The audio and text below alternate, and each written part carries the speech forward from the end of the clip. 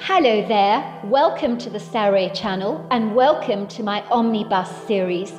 I've got so many of these omnibuses that are going to come out so that you'll be able to listen to an hour's worth of stories, which I know you're going to love. You know, the thing is that telling stories is such a fine art, and it's something that was practiced hundreds of years ago when people didn't have the technology that we have today. And everyone would gather around the fire and listen to a wonderful story. And also, what is so wonderful about a story is that personally, I think it is the best way to go to sleep. Every night when I go to bed, I always listen to stories. And that's something that parents used to do with their children. It's something that they still do with their children. There's nothing better than a good story. And so I hope you're going to enjoy this series. And before we start, I just want to say, do subscribe to my channel because you don't want to miss out on anything. Because I'm in for the long haul and I want to make sure that you get the most stunning stories to go to bed with at night or to listen to when you want to be one of those people sitting beside the fire and listening. Don't forget to subscribe to my channel and let's get started. I hope you're going to enjoy the omnibus. Dear Sarah, and all your lovely listeners, I'm never ever getting married, I piped, as I watched the deluge of rain splashing against the windscreen, the raindrops rolling down the glass, that were rhythmically wiped away by the wipers.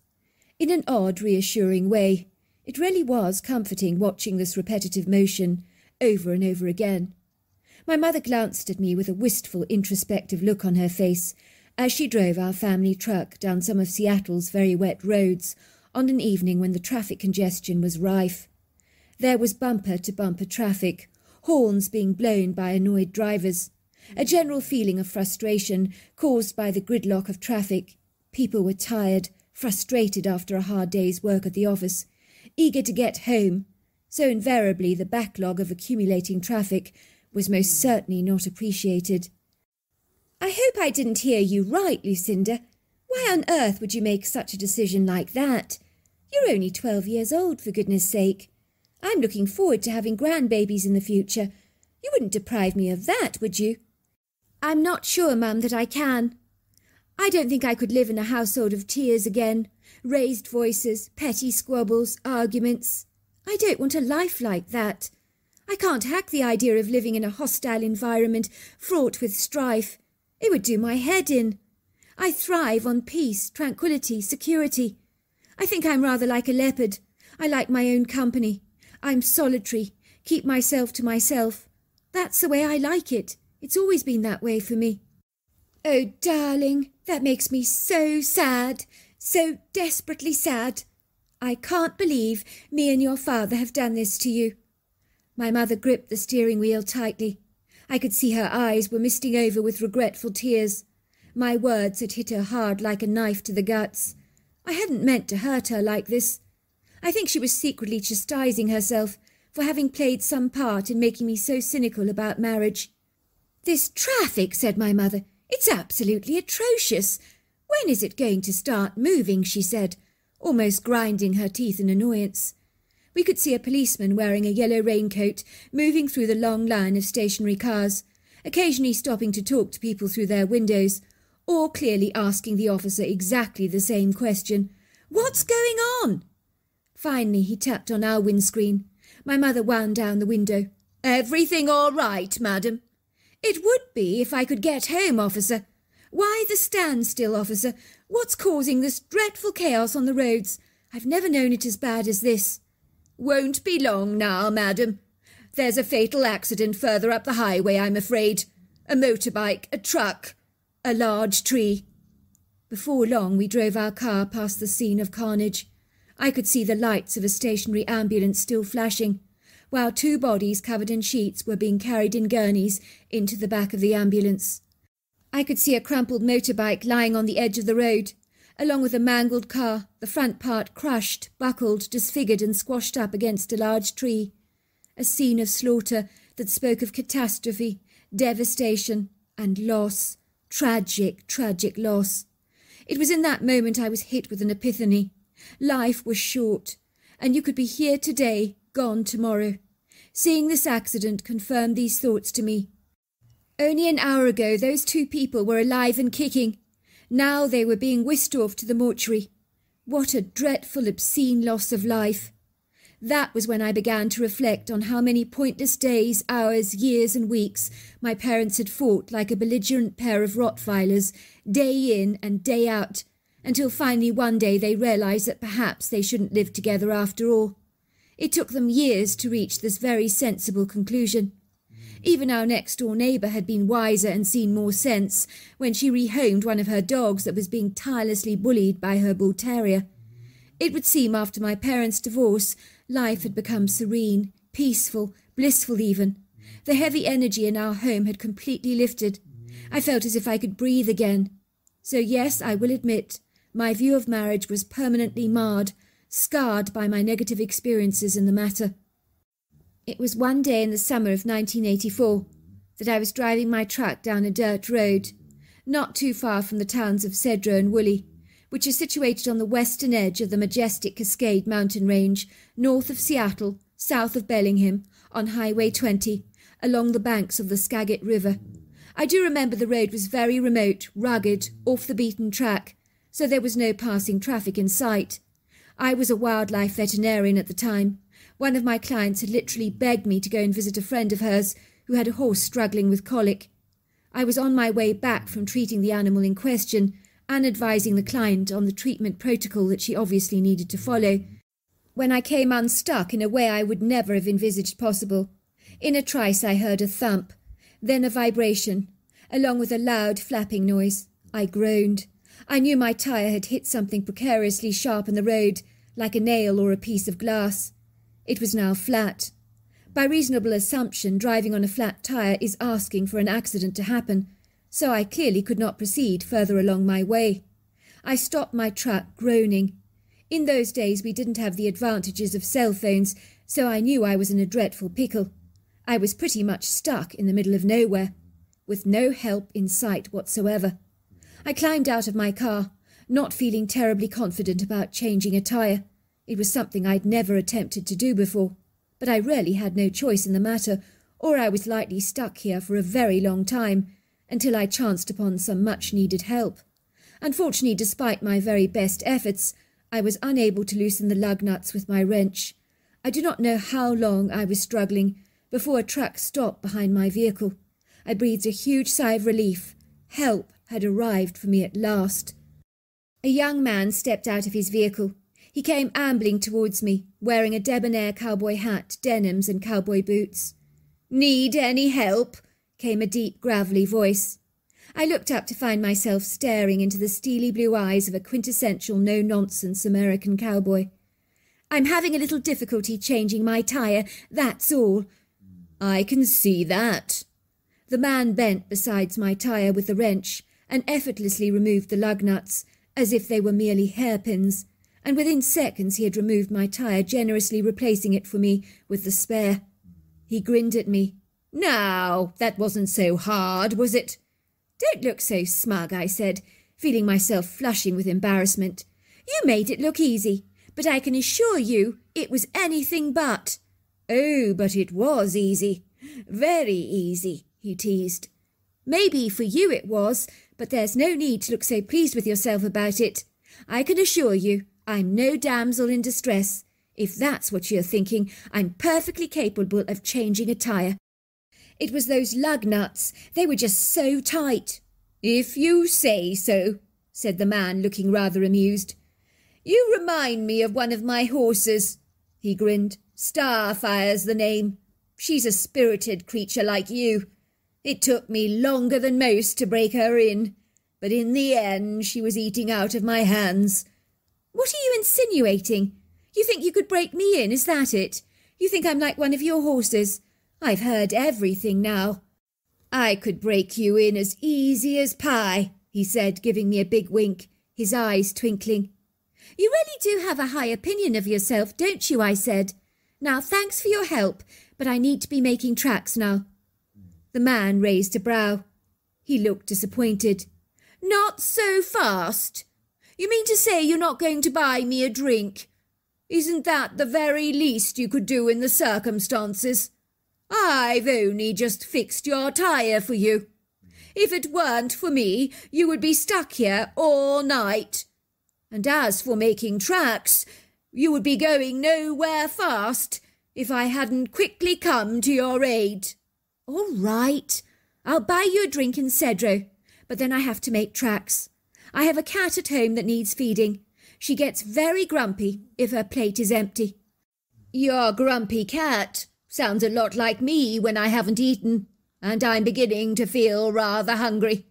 I think eating sounds like a good idea. Forget the drink. Join me for dinner, to repay me for my gallant kindness, of course. It wasn't long before I was seated in a restaurant with this handsome stranger, whom I remember thinking was rather cocky and sure of himself, so I didn't like him one little bit. I always despised arrogant men. In truth, he was the most pig-headed man I'd ever met, with a humongous ego on him the size of Seattle, or possibly bigger. So what were you doing with a flat tyre on a remote dirt road?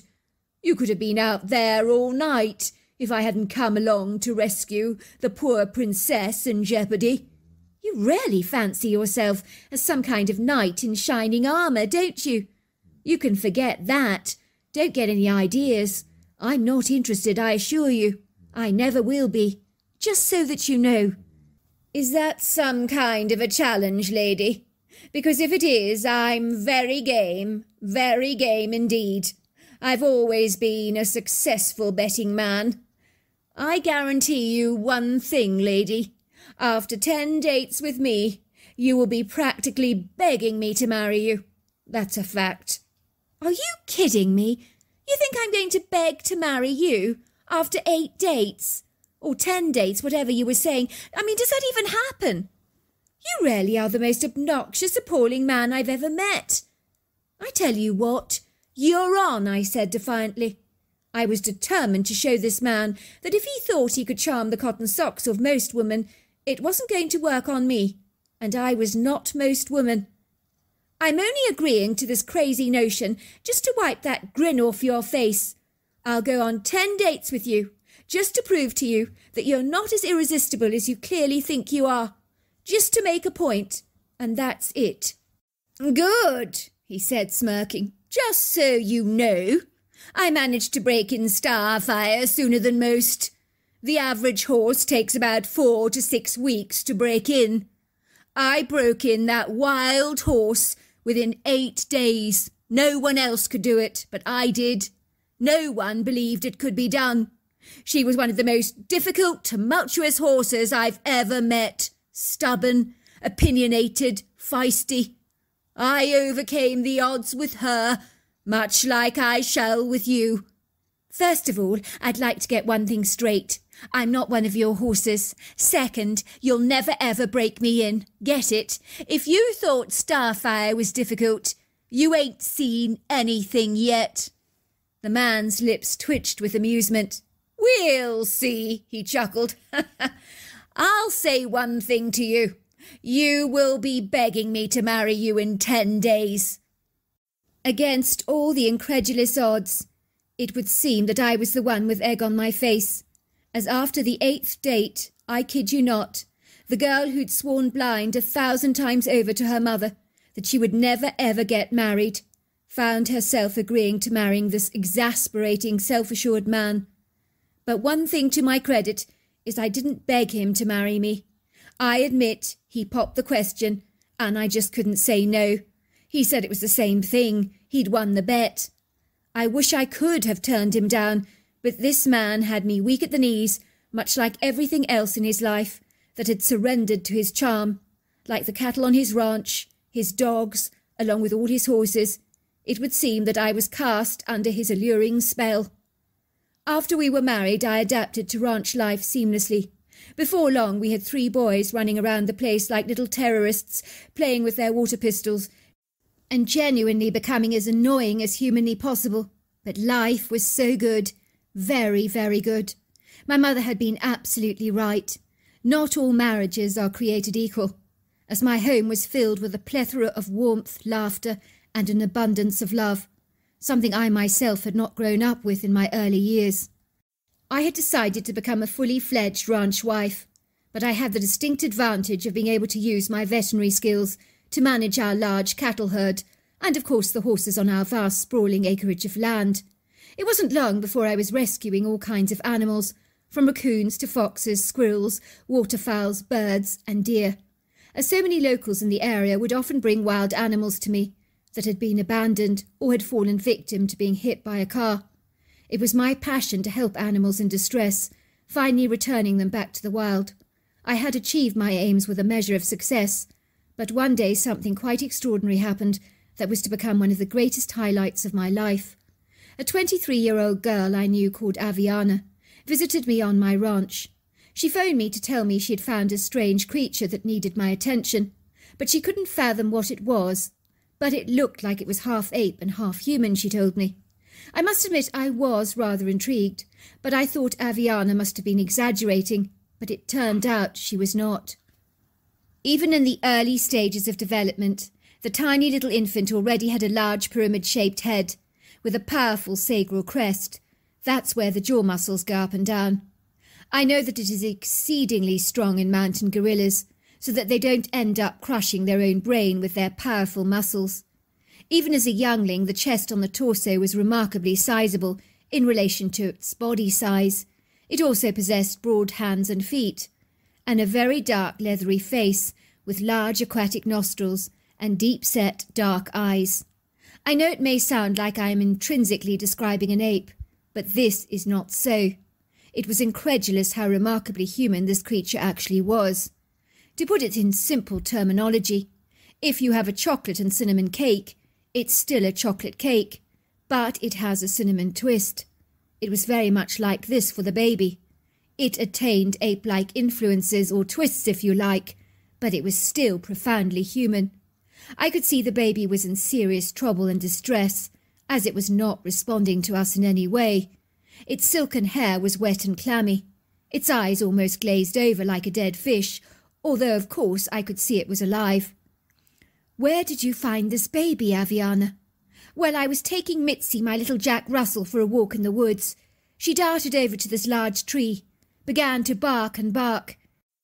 Mitzi never normally behaves in such a strange way, so I knew something was clearly bothering her a great deal. But I looked around the tree and could see nothing that really got my immediate attention. Well, not at first, as nothing untoward stood out to me. "Mitzi," I piped, "there's nothing there. Let's go." But that was when I heard a very low groaning, snorting sound, so I studied every inch of that tree as intensely as I could. That was when I saw the sizable obscure basket tied to the tree. Something was moving inside of it, but I didn't know what it was. I would have walked away and ignored it normally, as I really don't like disturbing wildlife of any kind. But this was not a bird's nest, it was a basket that had been weaved superbly into some kind of baby's crib. Something made me take a second look. I looked inside to see this baby in there, this one here, but I knew something was wrong with it. The eyes didn't look right. They were staring vacantly. The baby also seemed so hot. Well done for bringing it here. You may just have saved its life. Do you think the mother knows its baby is sick, Mrs. Villarreal? Not necessarily.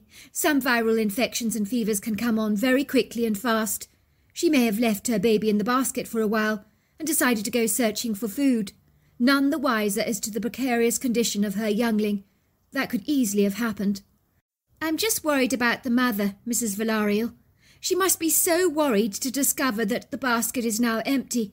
It really would be like a bona fide abduction to the creature, discovering her baby vanished off the face of the earth, wondering who had possibly taken it. I can't imagine how I would feel if I was the one wearing her shoes. Well, it's better than discovering her baby dead, I said. I attached the baby to an IV drip, administering some antiviral medications. We're saving the youngling. If you hadn't discovered it in time, I guarantee you of this, Aviana, it would almost certainly have died. You saved the creature's life. Does it have a fighting chance, Mrs. Villarreal, in surviving, I mean? Of course it does. More than a fair chance, I'd say. This little wee thing has a robust constitution, probably better than ours. I'm sure it'll pull through very nicely, but then only time will tell. What is it, Mrs. Valarial? Because it's not completely human, is it? Have you ever heard of the abominable snowman, Aviana? Who hasn't? You don't think... She looked at me, her shining brown eyes growing as wide as saucers. Are you kidding, Mrs. Valarial? You really think that this is an abominable snowman youngling? I can't believe it. Are you being serious? Well, yes, as a matter of fact, I am. But my advice to you, Aviana, is to keep this to yourself for the well-being of the animal. If you were to tell anyone about this, who knows where it would lead? I dread to think. This gorgeous little mite deserves to have a full and whole future. We can't jeopardise that for him. Imagine if the press were to find out about the poor little mite. They'd have a field day, let me tell you. Can you envisage the newspaper headlines? Young girl finds abominable snowman intact in woven basket on tree. I can guarantee you this, Aviana. Some kind of scientific authority, in the guise of cryptozoology research, will claim the rights to take this little infant away, prodding it within an inch of its life. Oh, how awful, gasped Aviana. Do you really think that would happen, Mrs. Valarial? Think it? I pretty much guarantee it, Aviana. I'm sure you agree. This little mite deserves to be with its mother, back in the natural world. I wouldn't have it any other way, Mrs. Valarial. But what are we going to do if the baby gets a lot better, and then we can't locate its mother? Oh, I think we'll be able to locate its mother. You do? But how can you be so sure?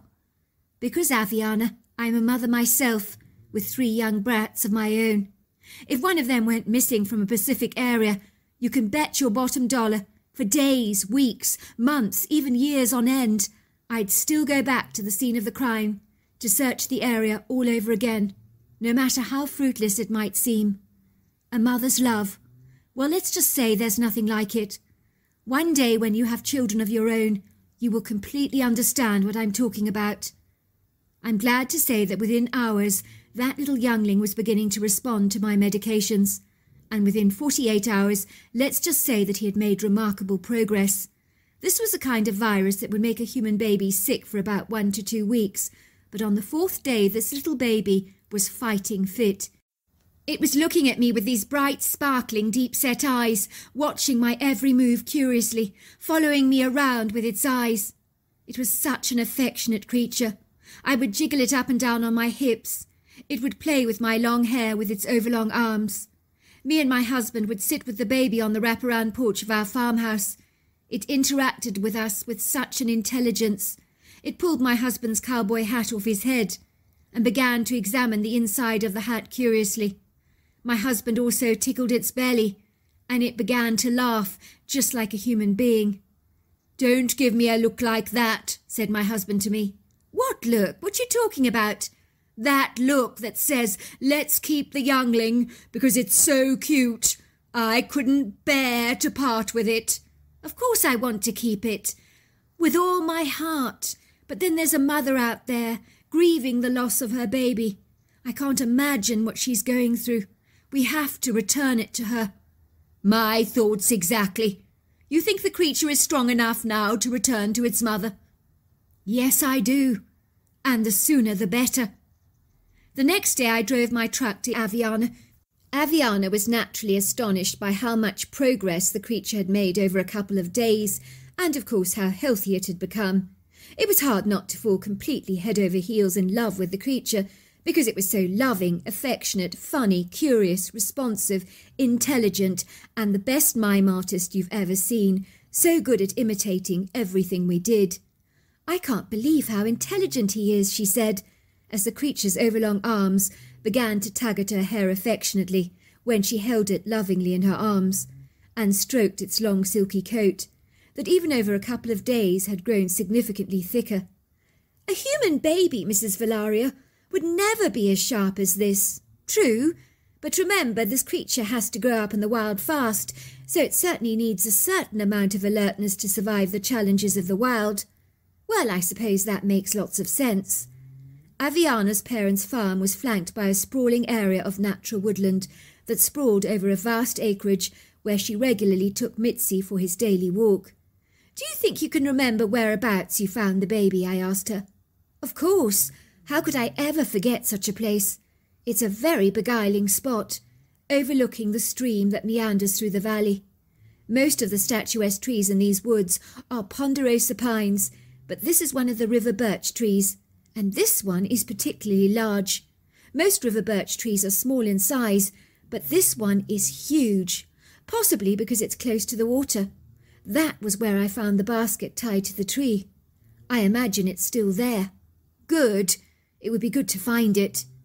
Do you really think we'll find the mother, Mrs. Valarial? I mean, abominable snowmen are very elusive. Are you still confident that we'll see her? I don't know, I said. Just like I told you last time, it's a mother's hunch. An intuition, if you like. We walked through the towering ponderosa pine trees that were clustered together like tall ballet dancers, reaching up into the cobalt sky with such a masterful elegance and grace, while the prisms of sunlight pinwheeled through the trees, bespeckling the floor with an ethereal phosphorescence. I was wearing one of my children's old baby slings, so that the cute little baby was now attached to my front side. We trudged awkwardly through the thick ground cover, which included viridescent ferns, mosses, herbs and creeping foliages, until we reached the trickling stream. We moved towards the river birch trees, and that was when Aviana froze. She pointed towards a large river birch tree, with its graceful outstretched branches cascading over the water's edge, rather reminding me of a weeping willow. "Over there," she whispered. "I think that's the mother. It must be her. I'm sure of it." "Where?" I asked. "I can't see her." "Over there, look. Can't you see? To the right." "Oh, yes." At first my eyes could only discern the foaming white bubbles of the crystal clear water, crashing, beating, thrashing against the rocky boulders with a feisty force as it hurried along its determined course through the valley. But sitting there on a smooth rocky outcrop, overlooking the babbling stream, was a tall solitary figure, covered with long flowing dark hair, with the straightest back that I have ever discerned before. But despite her graceful deportment, I could feel that by contrast her depleted energy was slouched, slumped, drooping over, much like the graceful branches of the river birch tree draping over the stream, as if every bone within her powerful body was crumbling, folding, heaving, under the hefty weightiness of her emotional despair that ebbed through her heart, that had drained her joy like a blood-sucking leech. This ambiguous creature had gathered a large pile of stones together that were placed by her side. She was randomly throwing them into the water with her overlong arms, rather like a penny in the Trevi fountain in Rome, as if every single stone she threw into the water that went plunging into the murky depths represented a wish in her heart.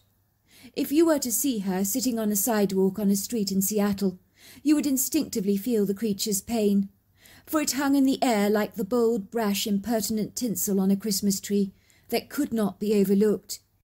It was such an outspoken, poignant, sad energy that my eyes misted over with moisture, while a couple of stray tears glistened on my eyelashes, clinging to them tightly like opaque raindrops. I don't know why I've never really considered that the mother of this youngling might indeed just be the most intimidating creature in the entire universe. In truth, that idea had never even crossed my mind. I'd been so excited to return the youngling to its mother that I hadn't even perceived any risk factors that might be involved in attempting such an arduous, intrepid mission. But now that I was standing in the woods, only a few feet behind the creature, I was having serious reservations, for the size of her from the back view, sitting down, was scarily large. Imagine how huge she would be if she was to stand up straight. I literally dreaded to think. It was clear, even from the back view, that this creature was an apex predator. You would have expected her to notice us at once. Maybe she already knew we were there, but she didn't care. Her pain had sapped her normally sharp instincts. Ariana whispered to me, "She's so huge. Let's just put the baby down and get the heck out of here." Just from her back view, my knees are virtually buckling beneath me from my nerves. We don't know how she could react to us. She could be dangerous, exceedingly dangerous, aggressive even. It was hard to believe that anything connected to this adorable, cute little youngling that had fallen fast asleep in my arms against the warmth of my chest could be anything but amenable towards us. But look at bear cubs. They can be desperately cute, But when they become adults, it's a whole different story. Could this be a similar scenario, I wondered? It was lightly, very lightly. All of a sudden the creature turned around to look directly at us.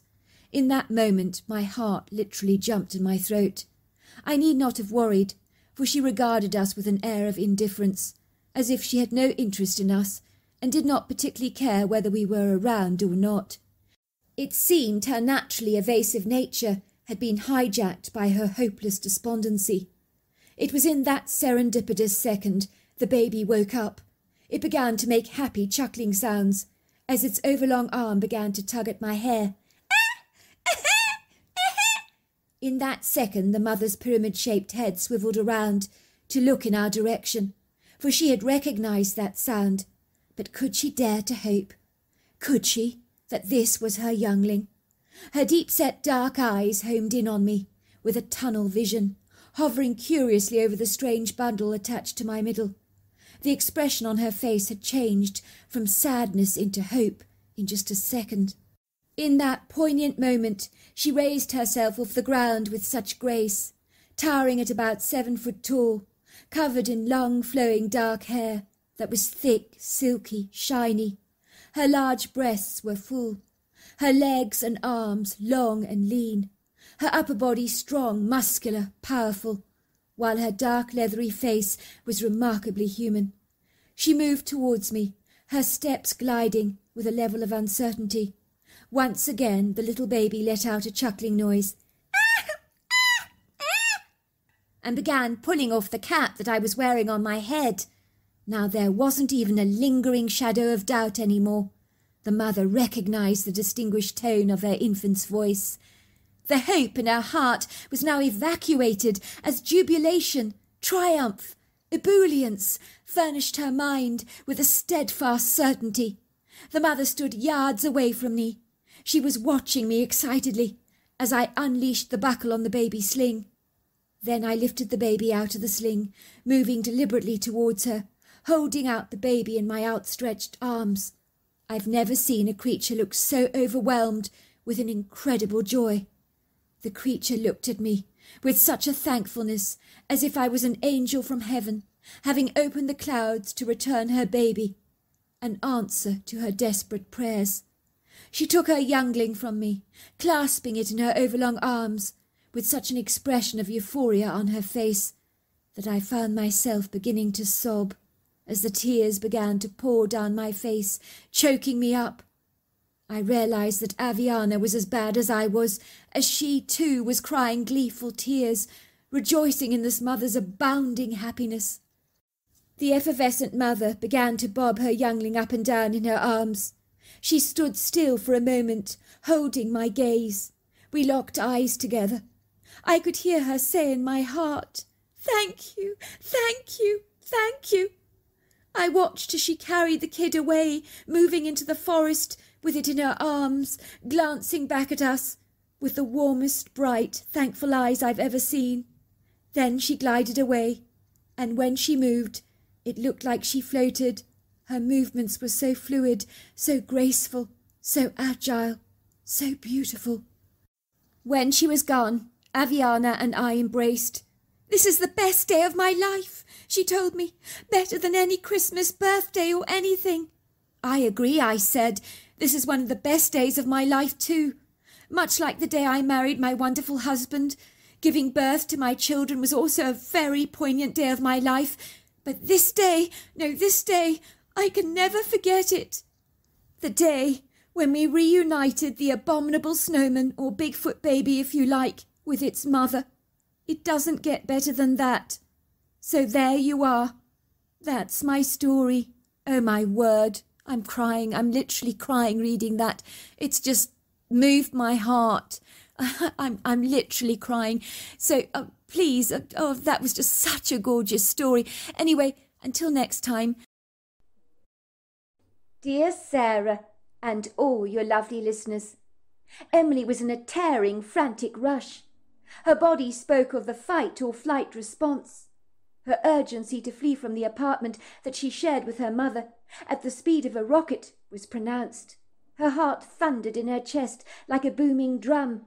Sweat broke out on her upper lip, and she was more than a little flustered. She had dreadful, rather tormenting images in her imagination on how she'd be received at work if she was late. She really didn't want to upset Dr. Bollinger, who had an aversion to his staff arriving late. Thankfully, she didn't have to make any frantic decisions about what she would wear to work, as she always wore the same outfit again and again, a pair of white pants, a medical blouse, which she threw on fast, along with a white buttoned cashmere sweater, which she could ultimately take on and off at will, depending on how cold or warm the weather was. It was early spring, so there was a sizable chill in the air, even though the weather hinted that summer wasn't an impossible dream, as each passing day was becoming brighter. It would seem summer was finally approaching, with a rather cautious reluctance and a vacillating hesitancy, as if the sun herself had decided to take an extended vacation. Emily ran to the bathroom to rigorously brush her teeth, to eliminate the foul, stale taste of a lingering morning breath that she could not stand. With fingers driven by the urgency of haste, she quickly tied back her long blonde hair into a practical neat ponytail. She carefully put on a touch of lipstick on her lips and some smoky eyeliner on the edges of her eyes. The black smudges appeared to bring out the gold and green flecks of her rather unusual eye colouring. She studied her reflection far too critically in the mirror, as she always did every morning. Although she was pretty, Emily was quick to see all her faults. She thought her nose was a little on the narrow side, rather off-centre, her chin a little too pointed for her liking, her face rather angular, and her skin far too pale. At least the make-up helped to bring colour back to her washed-out face. Let's just say her grandmother, on her father's side of the family, was always insisting that Emily should not spend too much time in the sun. As a consequence, it did mean her skin was perpetually as white as a snowdrop, and there were times that when she walked past her reflection in the mirror, she thought she was staring at a ghost, only to discover that she was actually seeing herself. Was she really that white?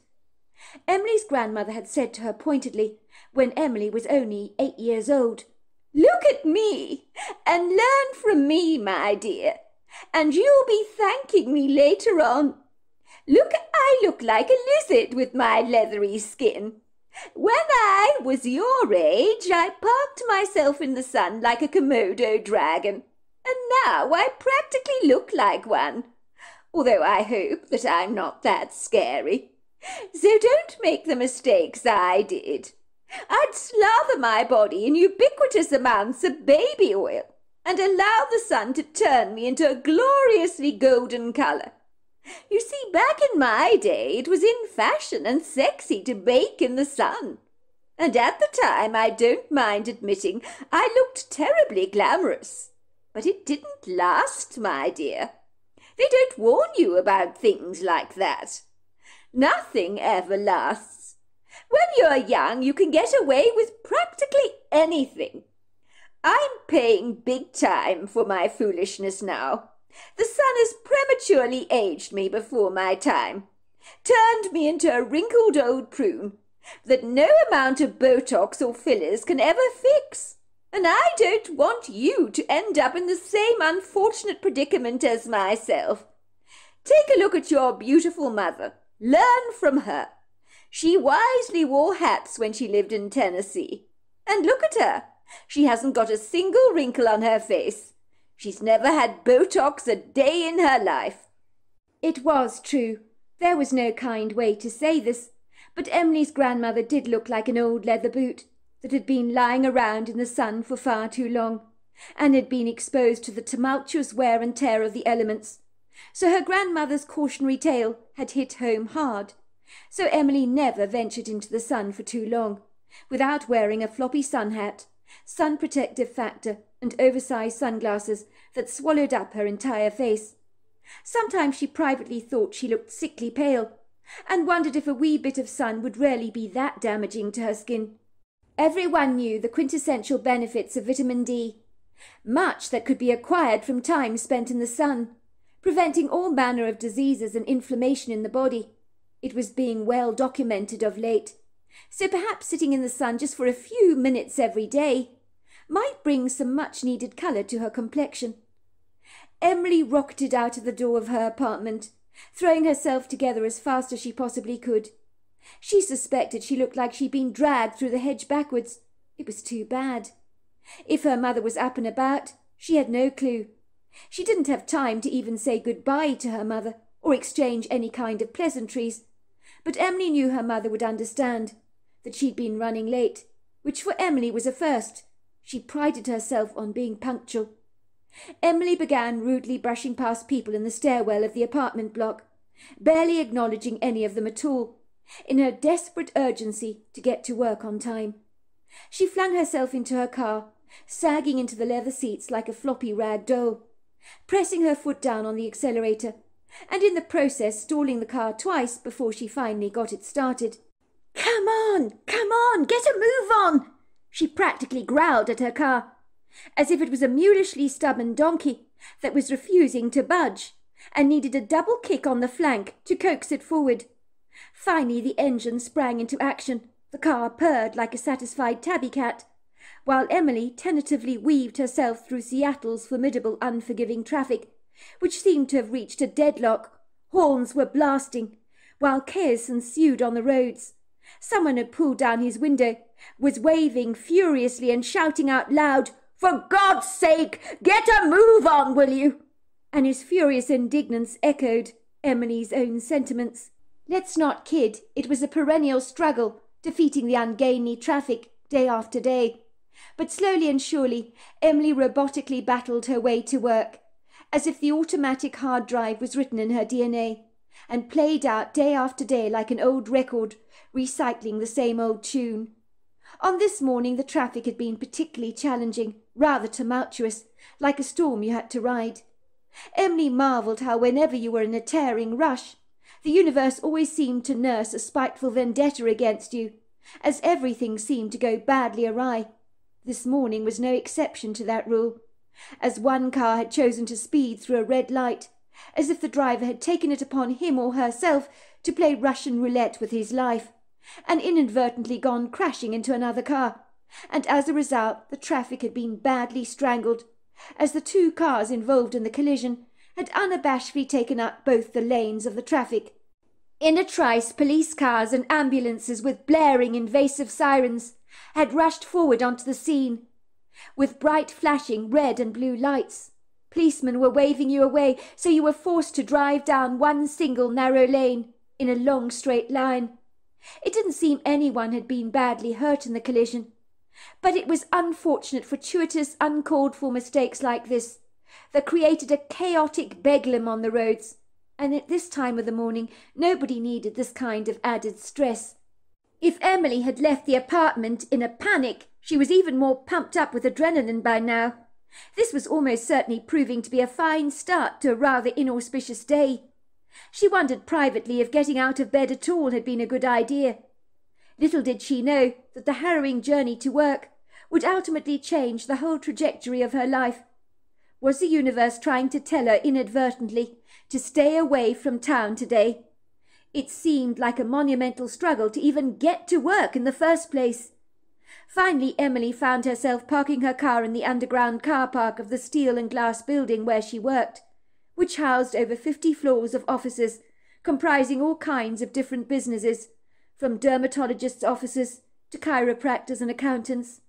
Once she'd gone up the escalator to the elegantly carpeted reception area, she glanced through the glass doors of the building that overlooked the street.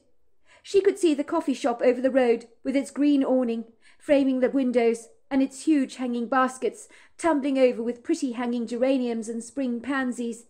She began to physically drool as she imagined swallowing that first warm cup of coffee, wallowing in the sweet aroma of the caffeine fix she so desperately needed. She was sorely tempted to bob across the road to satisfy and quench that compelling longing. Emily knew the next appointment was in 10 minutes' time. Dr. Wallace Bollinger did not appreciate her being slack on the job. He had already dismissed the last dental hygienist he'd hired in the practice, describing her as failing to be punctual and being rather cack-handed with her techniques in removing plaque from people's teeth. When Emily was given the job at the surgery, she had been told in no uncertain terms that timekeeping is everything in a dental practice. People did not want to be left hanging around, waiting in waiting rooms when they had other things to be doing. Reputation is everything in this business, Wallace Bollinger had told her obsequiously. You're only as good as your last returning patient. We want our patients to keep coming back. Competition is rife in this industry, and if our patients feel put out in any way, they'll simply just choose another surgery in a heartbeat. Our aim is to please our patients, make them incredibly comfortable, give them a desire to come back. Mr. Bollinger had rubbed his chin reflectively.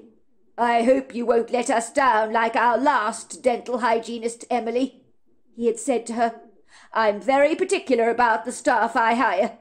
If you work well and are efficient and organized and arrive promptly at work on time, we'll get along famously. I'll do my best, Dr. Bollinger, she had assured him. I'm good at what I do, and I assure you I'm incredibly punctual.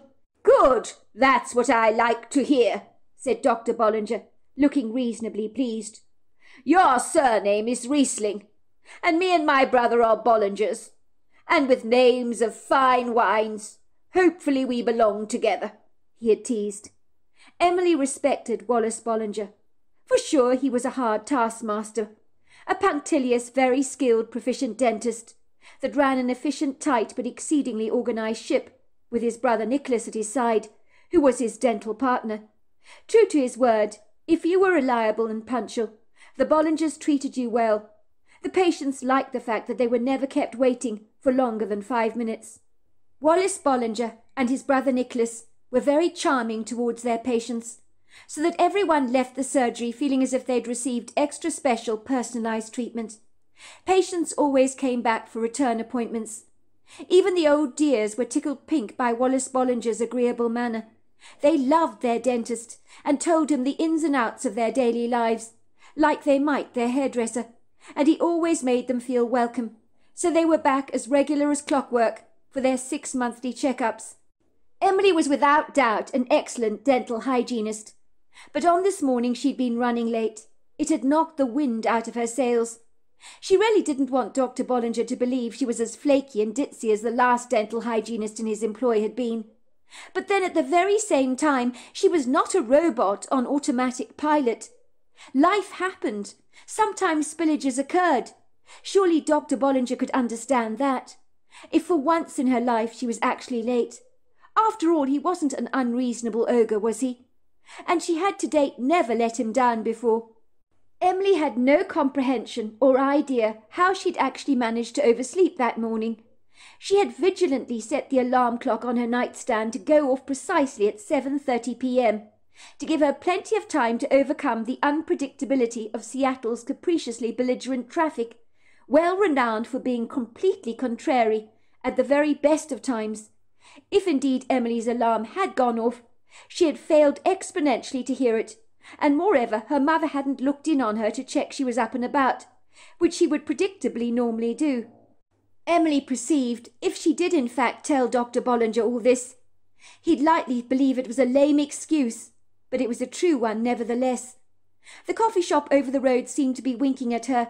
Its glass window panes were caught up in a pretty ethereal light of this fresh spring morning.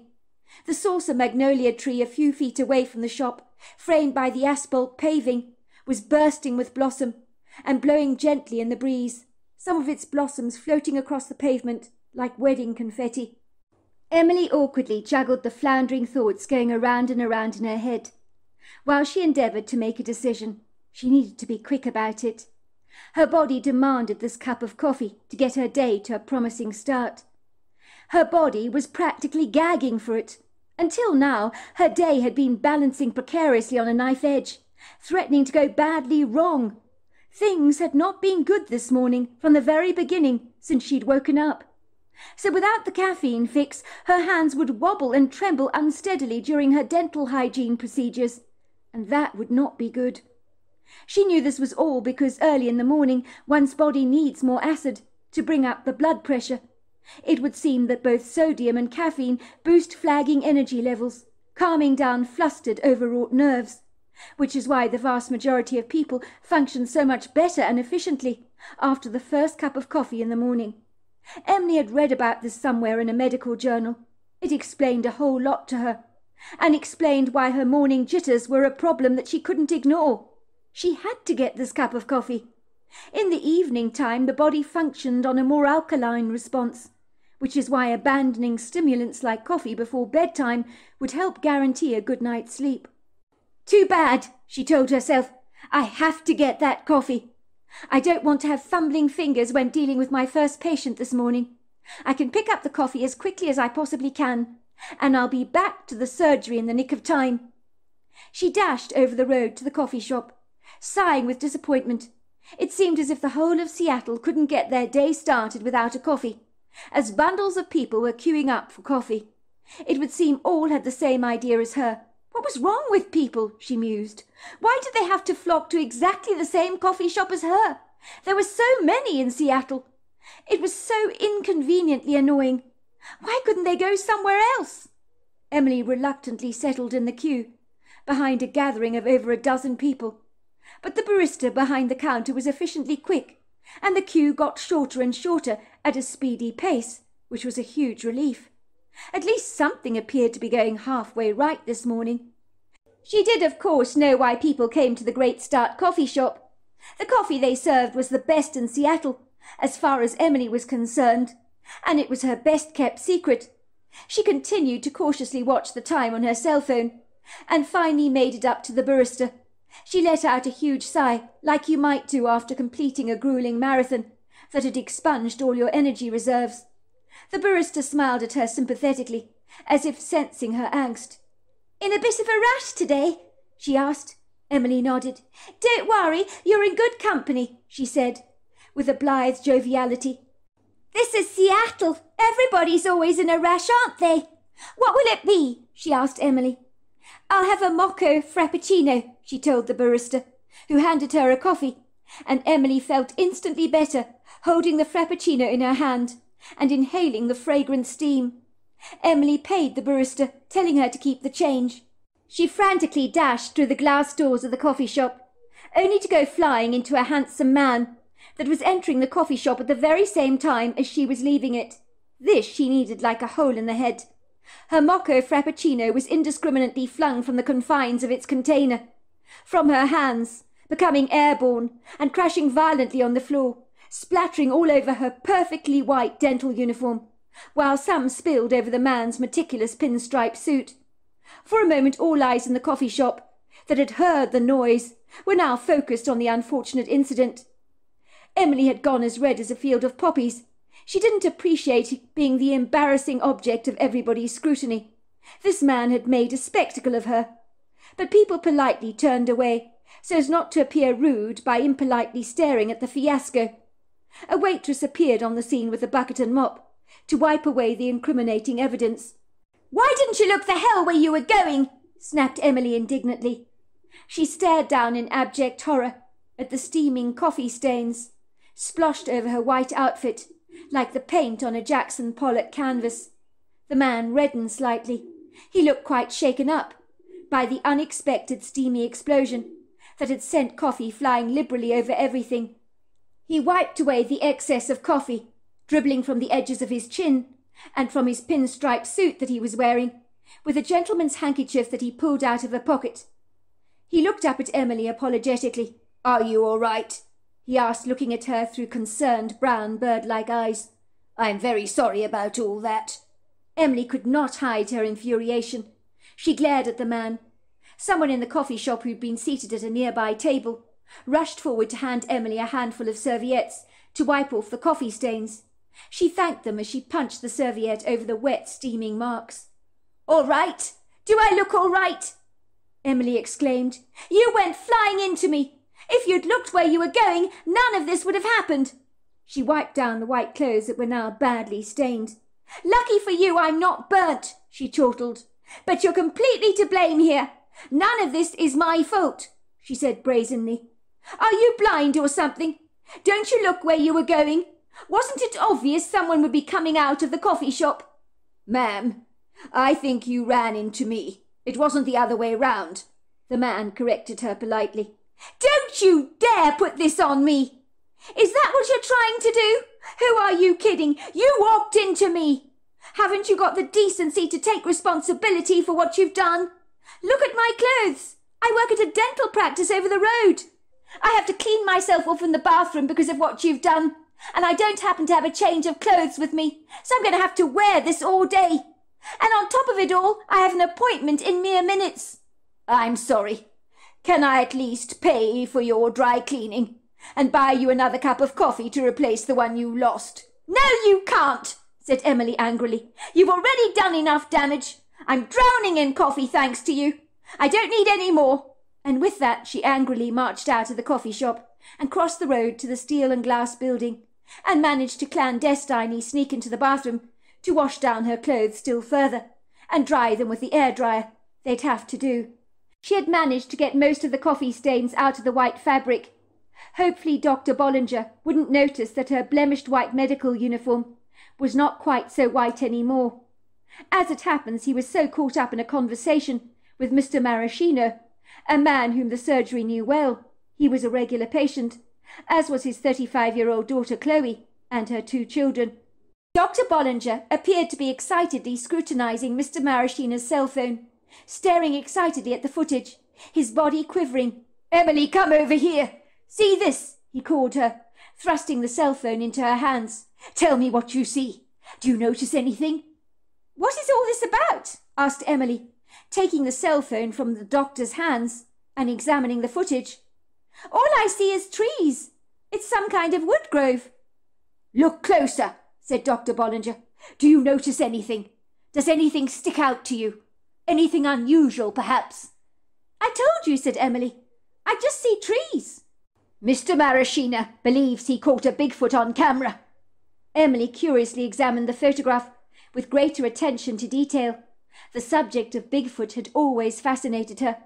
"But I don't see anything at all," she said, looking disappointed. "Over there," said Dr. Bollinger, pointing to the photograph. "Do you see that large shape hiding behind the tree there?" "I do," admitted Emily. "But it's like a huge bleary shadow. It could be anything. It's not concrete evidence that it's a Bigfoot, is it?" "I suppose not," said Mr. Maraschino. "But I assure you it absolutely is. I saw it with my own eyes, I did."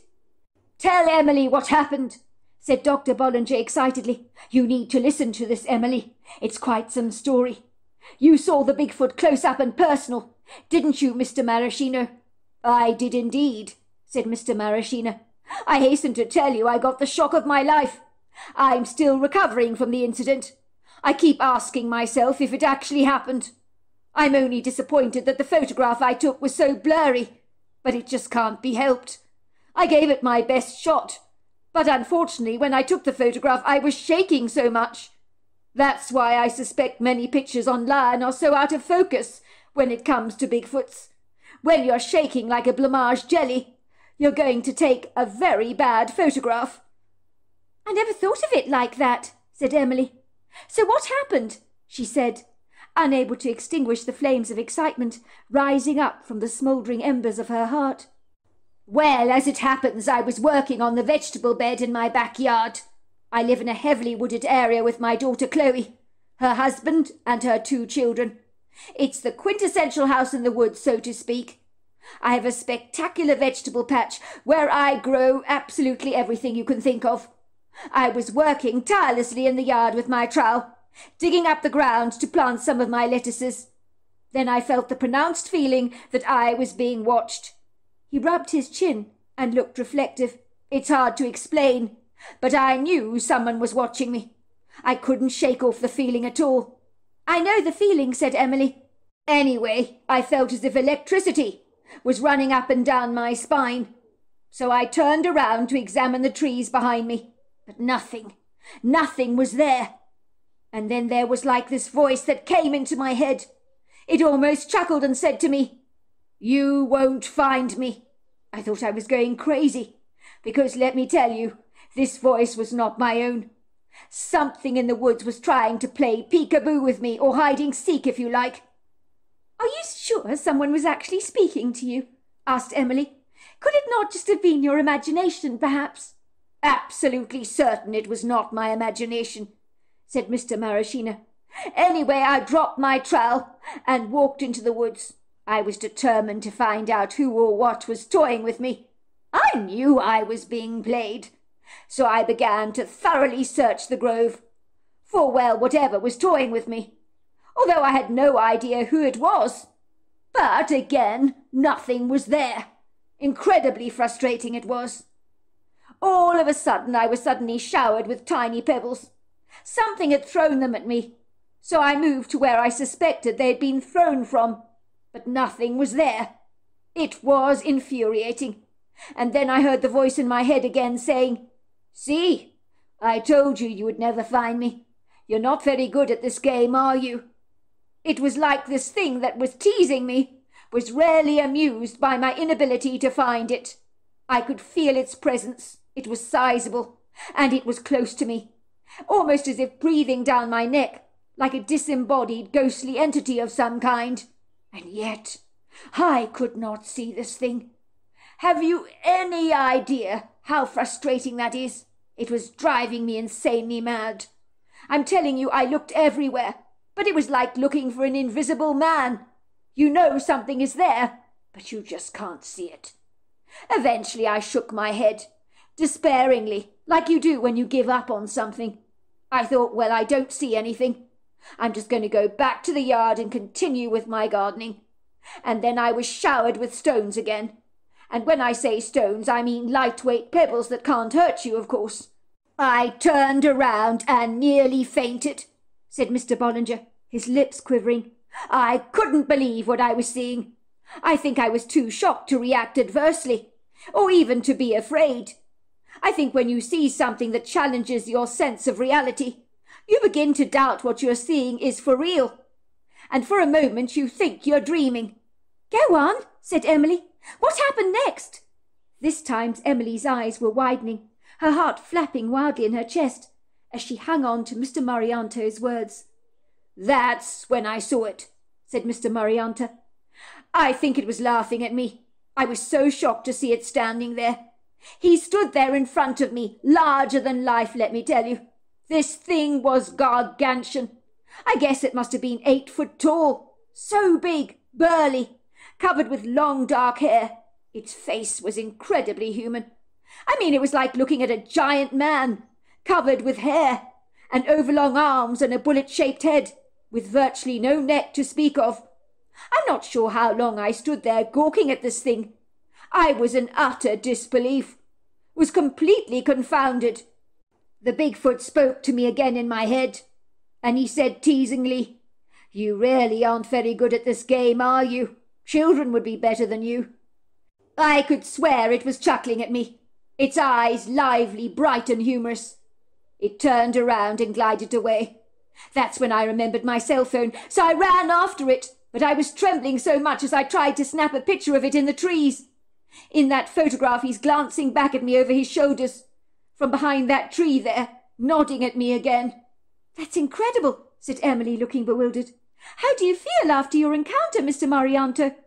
Bemused, privileged, you could say, said Mr. Marianto.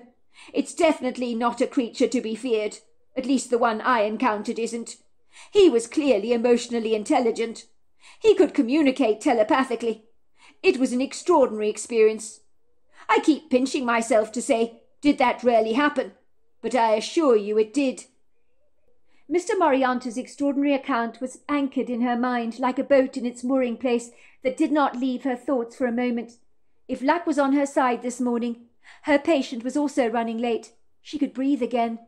The day had got to a flying and interesting start, but things would get progressively more interesting, if that were at all possible. Later that morning, after the day ambled quickly forwards, no other dramas ensued. Before long, Mrs. Thomas peeked into the surgery. "Oh, there you are, Emily, dear. I thought you were in here cleaning up after your last patient. There's a delivery for you at the reception downstairs, I believe." Mrs. Thomas was in her late 60s. She worked behind the reception desk at the dental surgery, and every day wore a signature different pair of funky spectacles, framing her grey-blue eyes. Today she was wearing bright pink frames. Emily didn't know anyone who could own so many glasses. If Mrs. Thomas wanted to, she could probably open her own optometrist's shop, because she had so many glasses. The pink frame she sported today flatteringly complimented the stylish, elegant pink woven jacket and skirt she was wearing. "What do you mean delivery?" asked Emily, looking up at Mrs. Thomas in surprise. "I'm not sure I'm expecting anything." "Roses, I believe they are. Isn't that exciting?" said Mrs. Thomas, studying Emily curiously. "Now, come on, Emily. What are you not telling me?" "Someone's got an admirer," she teased. "I told them down in reception to send up the roses to the surgery pronto, so they'll be here in a jiffy, I suspect." "There's got to be a mistake," said Emily. "It's definitely not my birthday. I don't know anyone who would send me roses, even when I dated over a year ago. Do you know, in the course of my 3-year relationship with Fred, he never once brought me even a pitiful rose, not even for Valentine's Day. I remember he said that Valentine's Day was too commercial, but I don't think he really believed that. I just think he was being tight." "Oh dear," said Mrs. Thomas, looking sorrowful. "Sounds like you've been dating the wrong kind of men. You've been going for stingy men. Now it's time to go for the generous ones. But maybe the tide has changed for you. Someone's taken it upon themselves to send you roses," she said with a mischievous twinkle in her eye. "Oh, to be young again," she said, sounding almost envious. "When I was young, my boyfriend Kevin would always buy me dozens of red roses, but not any more. Those days are long gone, I'm afraid. Now Kevin, who's my husband, probably buys me flowers once a year if I'm terribly lucky. When I was young, he was so incredibly romantic. But he hasn't exercised that romantic muscle for a very long time, so I suspect it's atrophied quite a lot in recent years. Oh, here we are. Talk of the devil. The delivery man is here." Emily gasped when an enormous box of yellow, pink, white and lilac roses, tied up with a curvaceous purple bow, arrived in reception and was presented to her by Mrs. Thomas, so elegantly wrapped up in tissue paper. The label was definitely addressed to Emily Riesling, which was written in capital letters on the outside of the package. "I told you," said Mrs. Thomas proudly. "Somebody's got an admirer. You have to admit it." "Go on, Emily. Tell me who he is." Emily looked up at Mrs. Thomas with a nonplussed expression on her face. "I'm as bewildered as you are, Mrs. Thomas. I have no idea who sent me these roses. I can promise you, even as I speak, my love life is as bland as a bowl of undressed lettuce. I've not seen anyone in the last year since I broke up with Freddie a year ago." Mrs. Thomas examined the box. "Well, they really are for you, Emily. It says to Emily Riesling on the outside of the box. So whether you know it or not, you've got an admirer. Why don't you open it up?" "They're beautiful roses," Emily exclaimed. "Whoever bought them for me has got extravagant taste and is exceedingly generous." "A better word, Emily, my dear, to describe those roses is exquisite. And believe me, they did not come cheap by any manner of means. Now open the box, dear, before I die of a burning curiosity that is practically killing me even as I speak. If there's no romance in my old life, I can live vicariously through your love life, can't I? And I fully intend to do so, my dear. Like some kind of osmosis experiment," she teased. "If you're going to indulge in the bubble bath of my love life, Mrs. Thomas, I pity you greatly. I really do. I can tell you the water is cold and lonely in my bath. Well, by the looks of things, my dear, things are about to change," said Mrs. Thomas, watching Emily open up the box of roses. Every rose was wrapped pristinely in tissue paper. Mrs. Thomas began to fan her face. Oh dear, it's getting terribly hot in here," she teased. "Things are getting infinitely more steamy even as I speak. I don't think my old bones can handle it. Oh, by the way, don't forget this," said Mrs. Thomas, pulling a little envelope attached to the bouquet and handing it to Emily. "We do need to know who this is from, don't we?"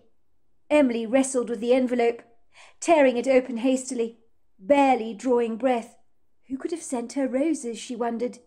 She read the card, and her expression dropped, and Mrs. Thomas noticed a scowl developing on her face. "What is it, dear?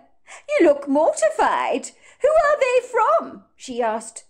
She had hoped that this was a love interest for Emily, but judging by her flat expression, it looked like anything but, which was a dreadful pity. "Go on, who's it from?" she asked. "You look, I don't know what the word is, very disappointed."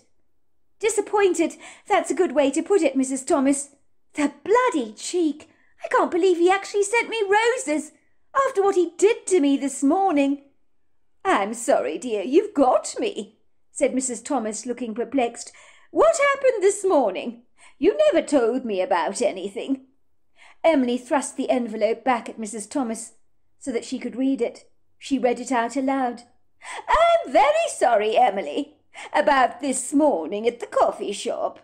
I didn't mean to barge into you like that and cover your white uniform with coffee. I'm such a klutz. I do apologize profusely for my clumsiness. I hope you can forgive me.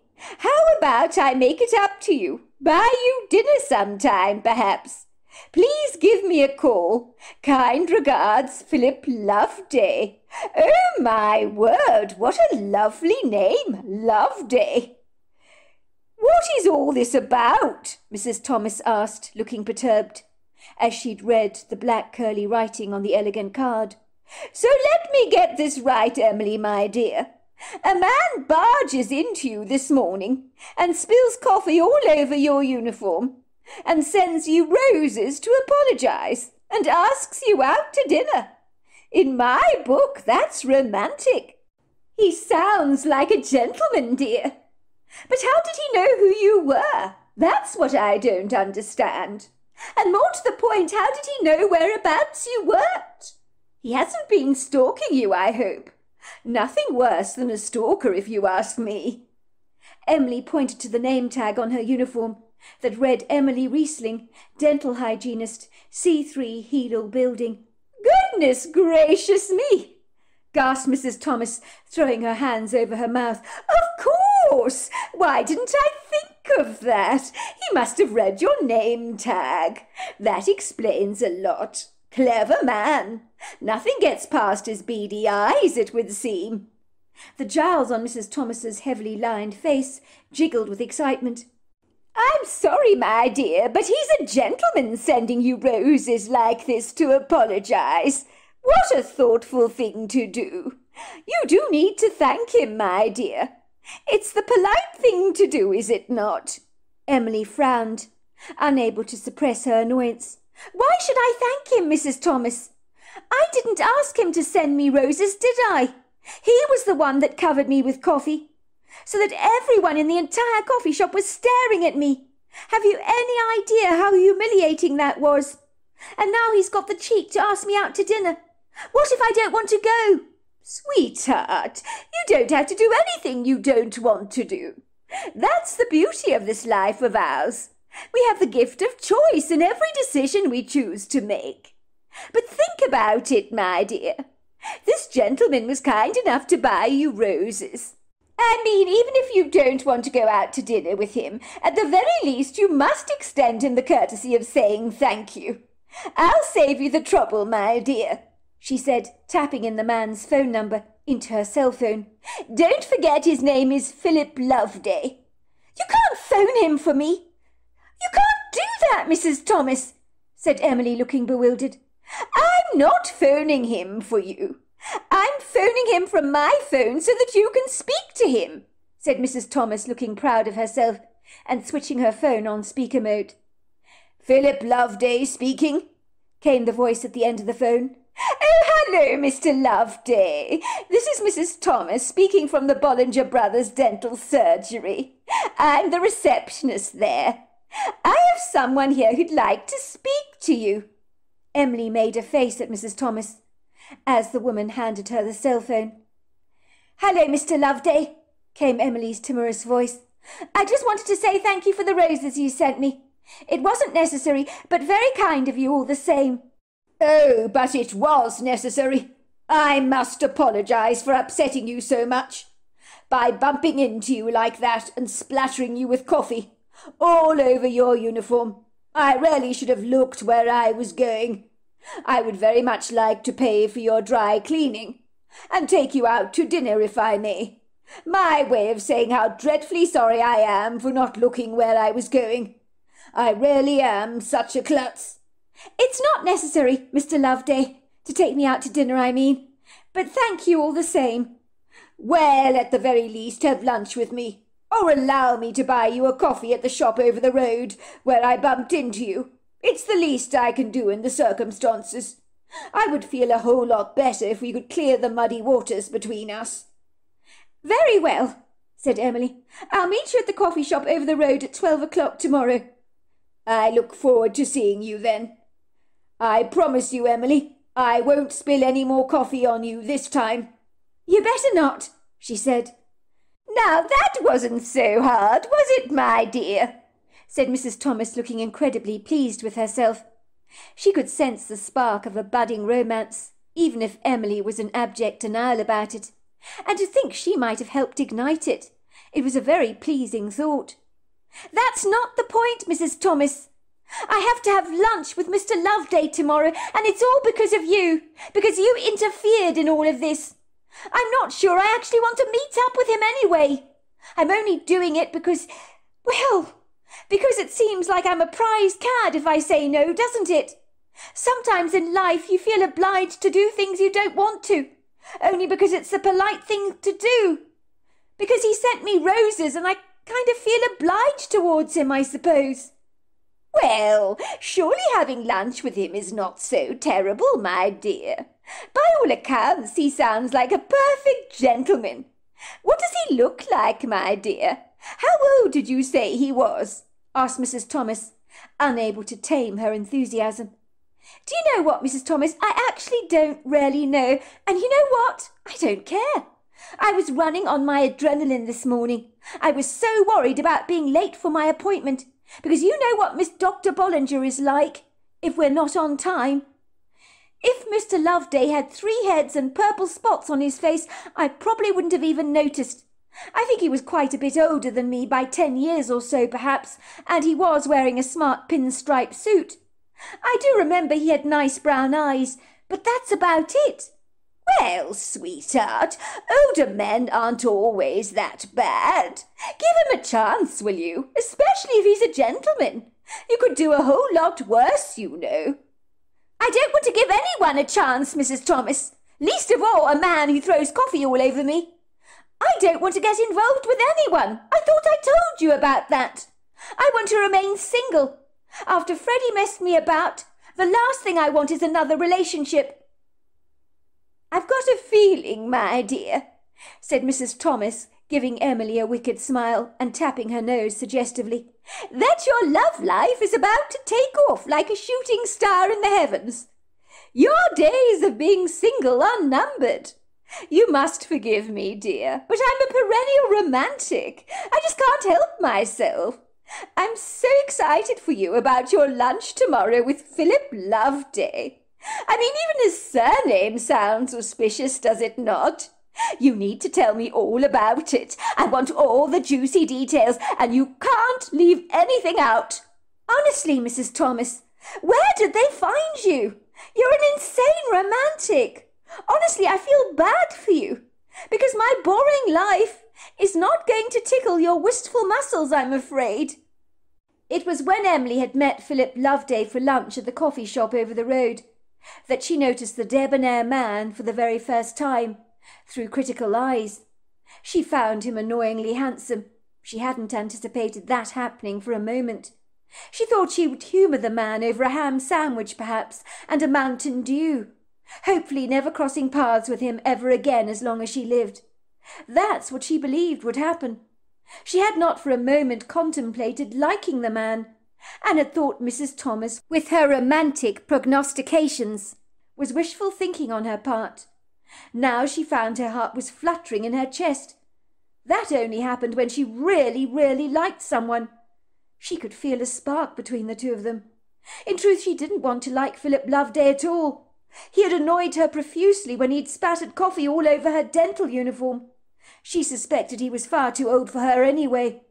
A man like him should already be married, she thought, and a 10 years age gap was a sizable difference any way you looked at it. "Oh, there you are," said Philip Loveday, seeing Emily again, and politely rising from his seat, pulling out a chair for her, and gesturing for her to take a seat. "I so appreciate you coming to lunch with me, Miss Riesling. It's Miss, am I right? You're not married by any chance, are you?" "No, I'm not married, but I'd rather you didn't call me by my surname. That's rather formal for me, if you don't mind. I like it when people call me Emily." "Well, Emily it is, and it's a beautiful name indeed for a very beautiful woman, if I might say so. And in turn, I would very much appreciate it if you called me Philip. Once again, I must apologize, Emily, for barging into you yesterday like that. It was most uncalled for, very impolite on my part. I must have had my head in the clouds, I'm afraid. Been distracted by something." Emily looked at Philip sheepishly. "Well, I guess it wasn't entirely your fault. I was in quite a rush myself to get back to work. I was a bit hasty on my feet. Maybe I played a small part in it." "Well, it's nice of you to say so, Emily, but I take full responsibility for what happened." When Emily returned to the office after lunch with Philip, Mrs. Thomas predictably pounced on her like a vulture on an unsuspecting rabbit. "Go on, Emily! Tell me, how did it go? Spill the beans! What was Philip Loveday like? I'm bursting at the seams to know all the details, and you can't miss out on anything." Emily looked bashfully at Mrs. Thomas, a slow smile creeping on her face. "I kind of like him, Mrs. Thomas," she giggled. "I didn't expect that to happen at all. He's actually quite handsome, you know. Got striking eyes. And he's single. He's 11 years older than me, though. But he's a successful businessman. He's charming and sophisticated. I kind of like that." "He's single," said Mrs. Thomas, going pink, as she cooed with excitement, clapping her hands in delight. "That is wonderful, wonderful news, Emily. I am so pleased for you. When are you going to see him again?" "Tomorrow, Mrs. Thomas. He's taking me out for dinner. I can't believe I actually said yes. I really didn't want to get involved with anyone, but he's really nice. I would have also felt bad to turn him down." "But of course you would, my dear. You're a thoughtful, considerate young lady." "Oh, my word," said Mrs. Thomas, wiping her forehead with a handkerchief. "This time it really is getting way too hot in here," she said, giving Emily a cheeky grin. Dr. Bollinger entered the reception at this point of their conversation. "Are you all right, Mrs. Thomas?" he asked her, looking concerned. "Is there a problem with our air conditioning? I heard you complaining about the heat. I thought the system was working astonishingly well myself." "Oh, nothing of the sort, Dr. Bollinger. I'm just experiencing a bit of a hot flush at my age. You never know what can bring it on. I guess I'm a tad overexcited," she said, giving Emily a knowing wink. 1 year later. Emily could not believe what a roller coaster ride of a year it had been. After she'd been swept off her feet by Philip Loveday, and they were now living together, although half the week Philip's job was out of state, and he'd fly back to be with her 4 days out of 7.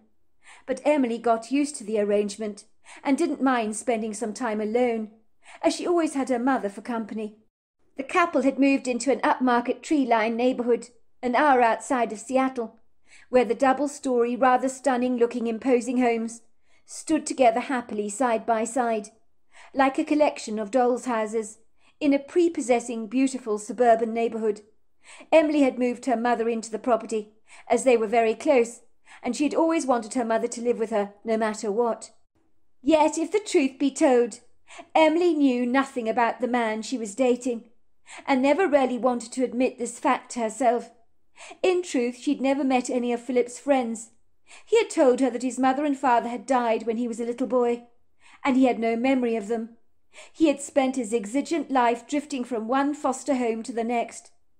This dispiriting, somewhat sombre revelation had made Emily feel very sad and sorry for Philip Loveday. She realized he must have had a challenging, rather tumultuous, unfavourable upbringing. Ostensibly, family meant the world to Emily, although regretfully her own father had passed away a couple of years ago, so all she had left was her mother. But she couldn't imagine how crushingly debilitating it must have been to be raised by insouciant parents who probably didn't care all that much about you. Certainly, from what she'd gleaned from the crumbs of what Philip had told her, this undoubtedly had been the case. So her heart went out to him, and she made allowances for Philip, like a pair of elastic stretch pants. If he laconically chose to be aloof and standoffish about certain subjects, she couldn't blame him for that, could she? Indeed, so unforthcoming and evasive Philip Loveday was in many avenues of his life. But Emily didn't want to appear intrusive and ask awkward, uncomfortable questions to someone as introverted and private as Philip Loveday clearly was. She was certain with time he'd open up like a rose and let her explore his petals like a pollinating bee. It had not occurred to her that her love interest might have something to hide, as the thought had not trespassed across her mind. Emily didn't even know where Philip worked. He didn't like to be contacted at work in case he was in the middle of an impromptu business meeting, as he would usually phone her or text message her throughout the day. And whenever Emma prodded Philip to learn more about his job, he'd simply brush her off and say, "You don't want to talk about my boring job, surely not. Let's talk about you instead, Emily." And he masterfully managed to steer the conversation away from personal details concerning him and his life. Even Mrs. Thomas, who in the very beginning had actively encouraged the budding romance between Philip Loveday and Emily Riesling, appeared to have changed her mind exponentially about the man, registering her extreme misgivings and grave doubts to Emily about him. She believed he had masterfully reeled Emily into the relationship, like the bass on the end of a fisherman's line. It would seem Emily had naively eaten the bait, without even engaging in a hint of suspicion, which had surprised Mrs. Thomas, as she'd never thought Emily was so callow and so incredibly naive. "I'm very concerned, my dear, about your relationship with Philip Loveday. I know I encouraged the romance in the beginning, and I thought it was wonderful the two of you coming together in the way that you did. But I find the man incredibly evasive," she told Emily gingerly, not wishing to cause offence, but needing at the same time to express her opinion to Emily. "I hate to say this, but something's not right about him," she told her one day at the dental surgery, when the surgery had quietened down after a busy day. The surgery had been run off its feet, as people drifted in and out like autumn leaves blown in through the window. "I'm sorry to say this, my dear, because you're a very good friend of mine, and that's the reason why I'm telling you this.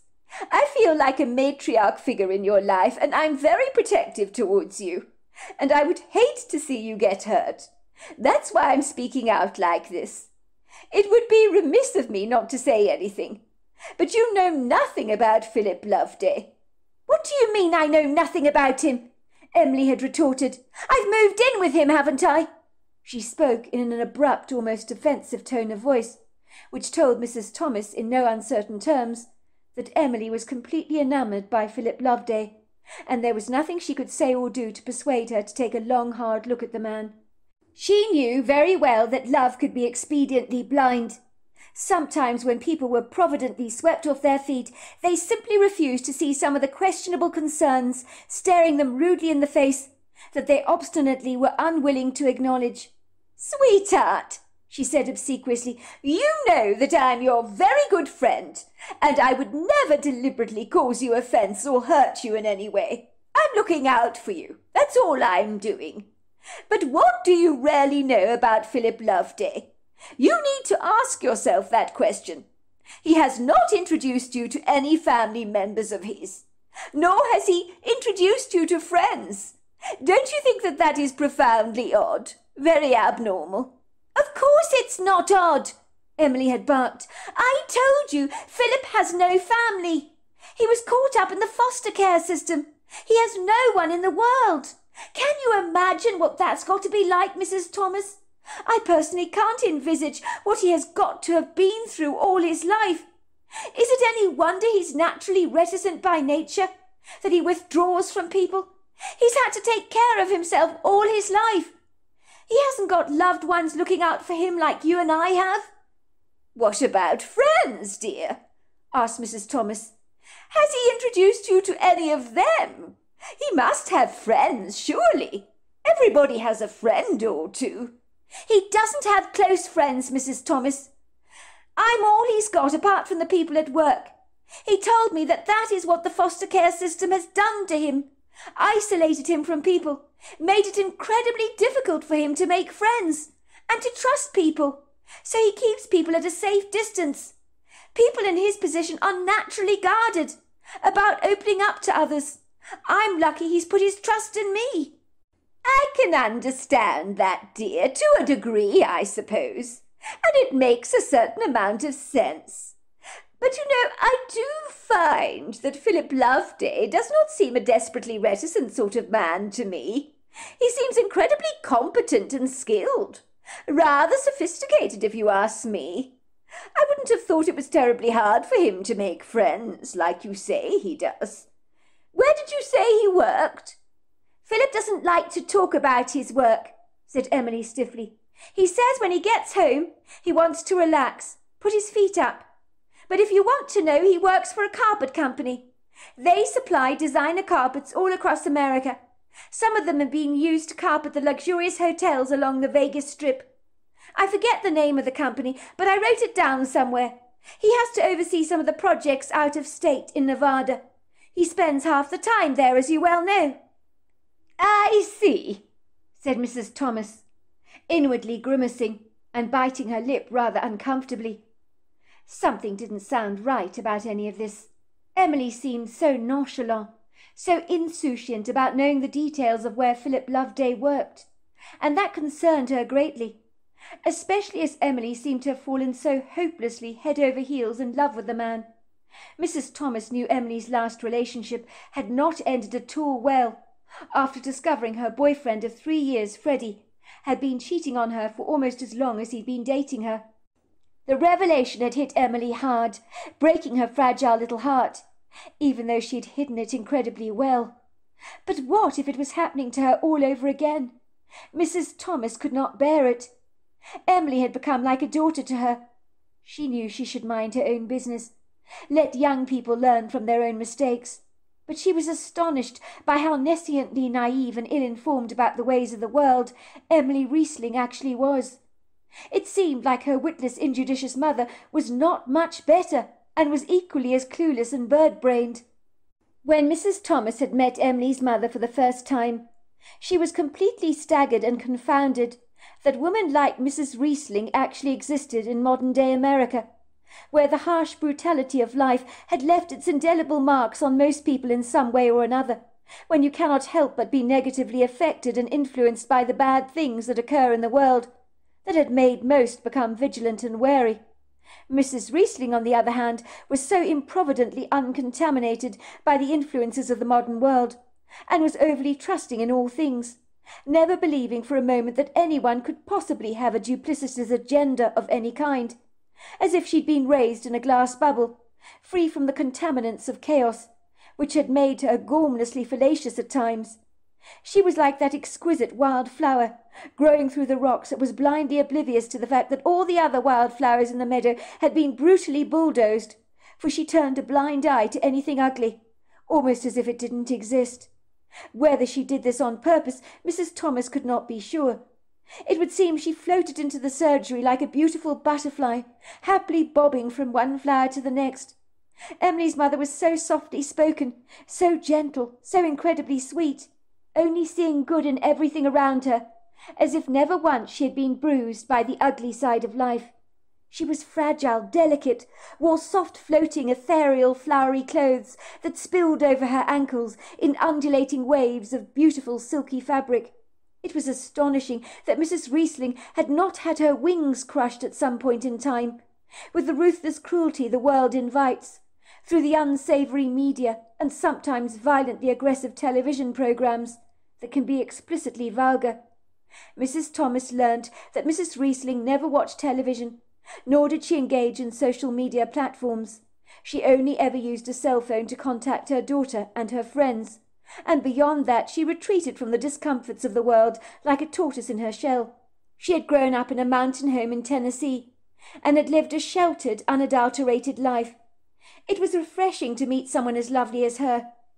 "Isn't it wonderful," Mrs. Riesling cooed happily, when she met Mrs. Thomas for the first time, "that my Emma has met such a wonderful man who has swept her off her feet like this. I'm deliriously happy that my daughter has found for herself such a perfect gentleman. He's quite a bit older than her, of course. There's an 11-year age gap. But I can turn a blind eye to that if it makes my daughter happy." "But aren't you a bit concerned for your daughter?" Mrs. Thomas had asked her. "I mean, you know nothing about Mr. Loveday, do you?" "Not really." Mrs. Riesling had waved her hand in the air. "Oh, I'm not worried about that in the slightest. Everybody has a past, but it's the future we need to concern ourselves with, and Emily is so blissfully happy. And as for Philip Loveday, well, I haven't got a bad word to say about the man. He epitomizes the word charm itself. I'm in no doubt he'll take care of my Emily. You should see the beautiful house they've bought together. I've been invited to move in with them. I couldn't be happier about the whole thing. Emily likes to take care of me, you see.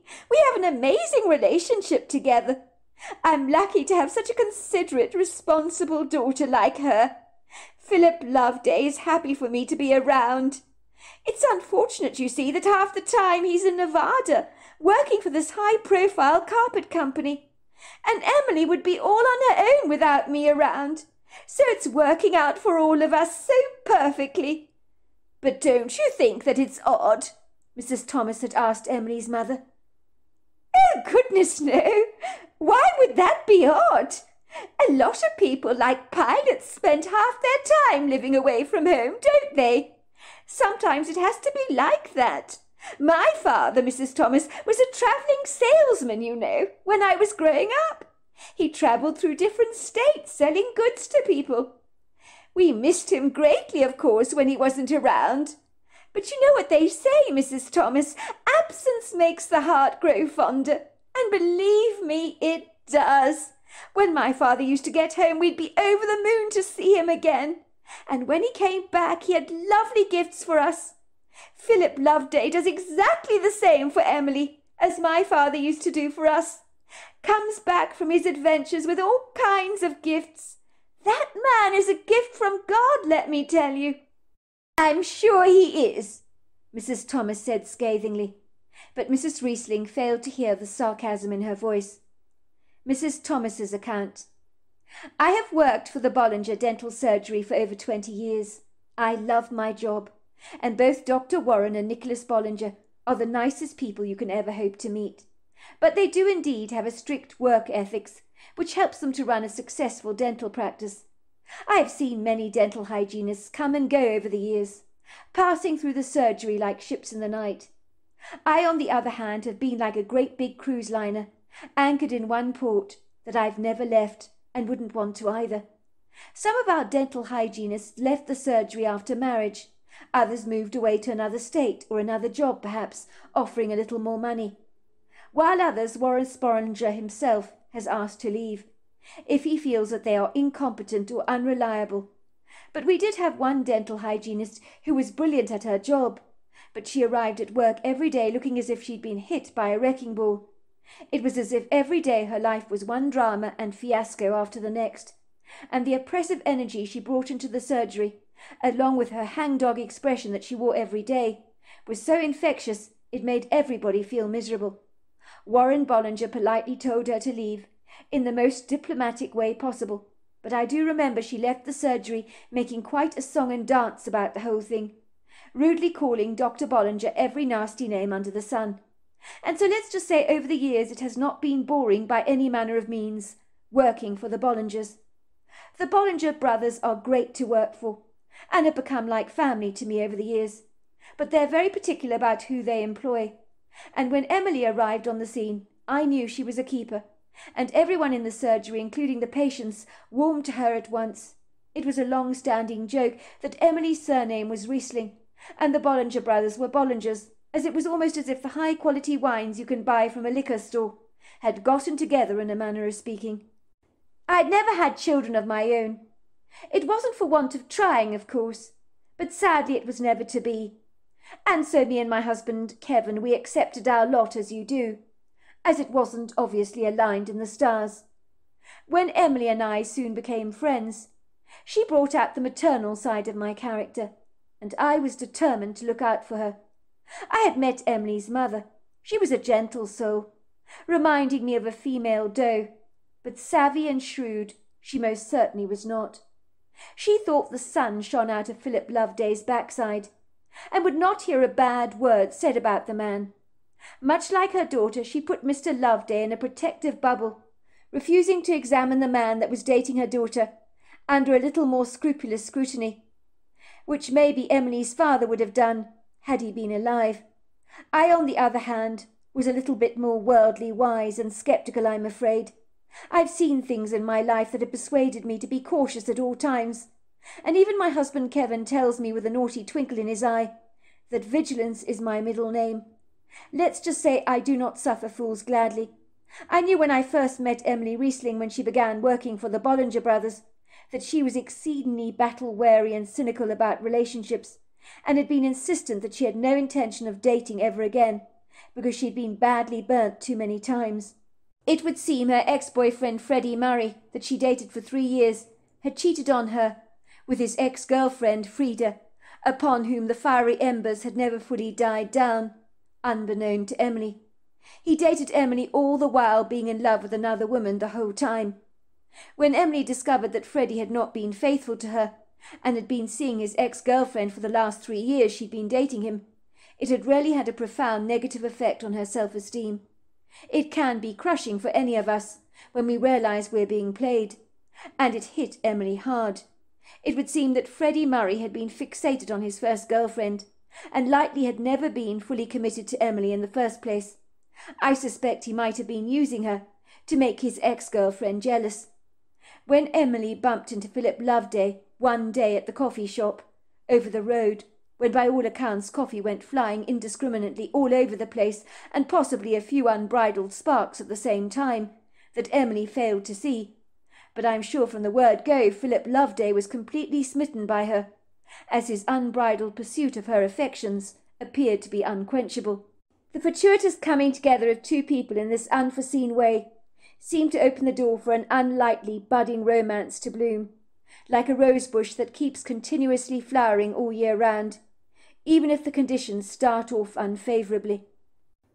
Suffice to say, from their first meeting onwards, Emily was extravagantly showered by Philip Loveday with a fragrant, colourful confetti of expensive gifts that I suspect worked a fair way in softening down the hard edges of Emily's doggedly determined resolve not to ever date again or get seriously involved with anyone.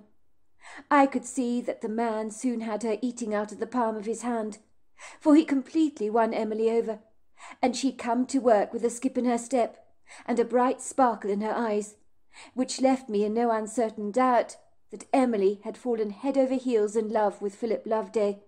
I hasten to say in the very beginning I was so chuffed for her, to see her so happy, as were the Bollinger brothers, until things went badly awry for me when I first met Philip Loveday, in person that is. I had conjured him up so very differently in my mind's eye before I actually met him, but when I did my heart dipped. There is no other way to put this kindly. I knew instinctively, with a gut-punching sense of foreboding, that something was terribly amiss. For a start, Philip Loveday failed to maintain any eye contact with me when I asked him any pertinent questions about his life and himself. Ostensibly he masterfully brushed my inquiries away, like the dandruff on a shirt collar, and changed the subject with startling efficiency. I found him to be evasive and bashfully sheepish, as if he was guiltily hiding something, a secret that he was not willing to share. I began to worry about Emily's relationship with this man. especially when Philip Loveday and Emily started to live together. Philip Loveday bought a property for the both of them in an upmarket prestigious green leafy neighbourhood, where the houses most certainly do not come cheap. What was questioned to be rather perturbing for me, and paradoxical, was that Mr. Loveday was away for 4 days of the week on business, and Emily only vaguely knew about where he worked.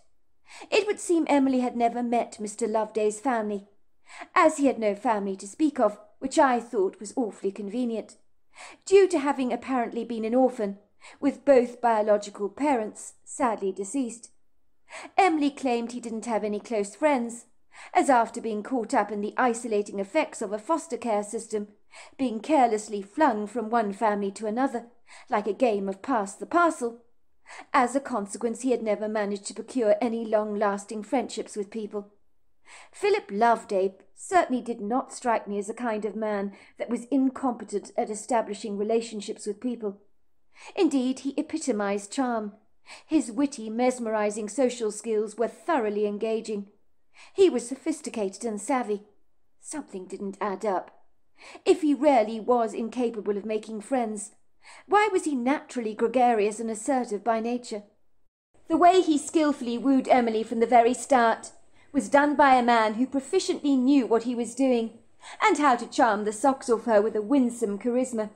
Not some reticent recluse lacking the social skills and courage to actually ask her out, as you would ultimately expect, if his outspoken claims about himself were to be believed.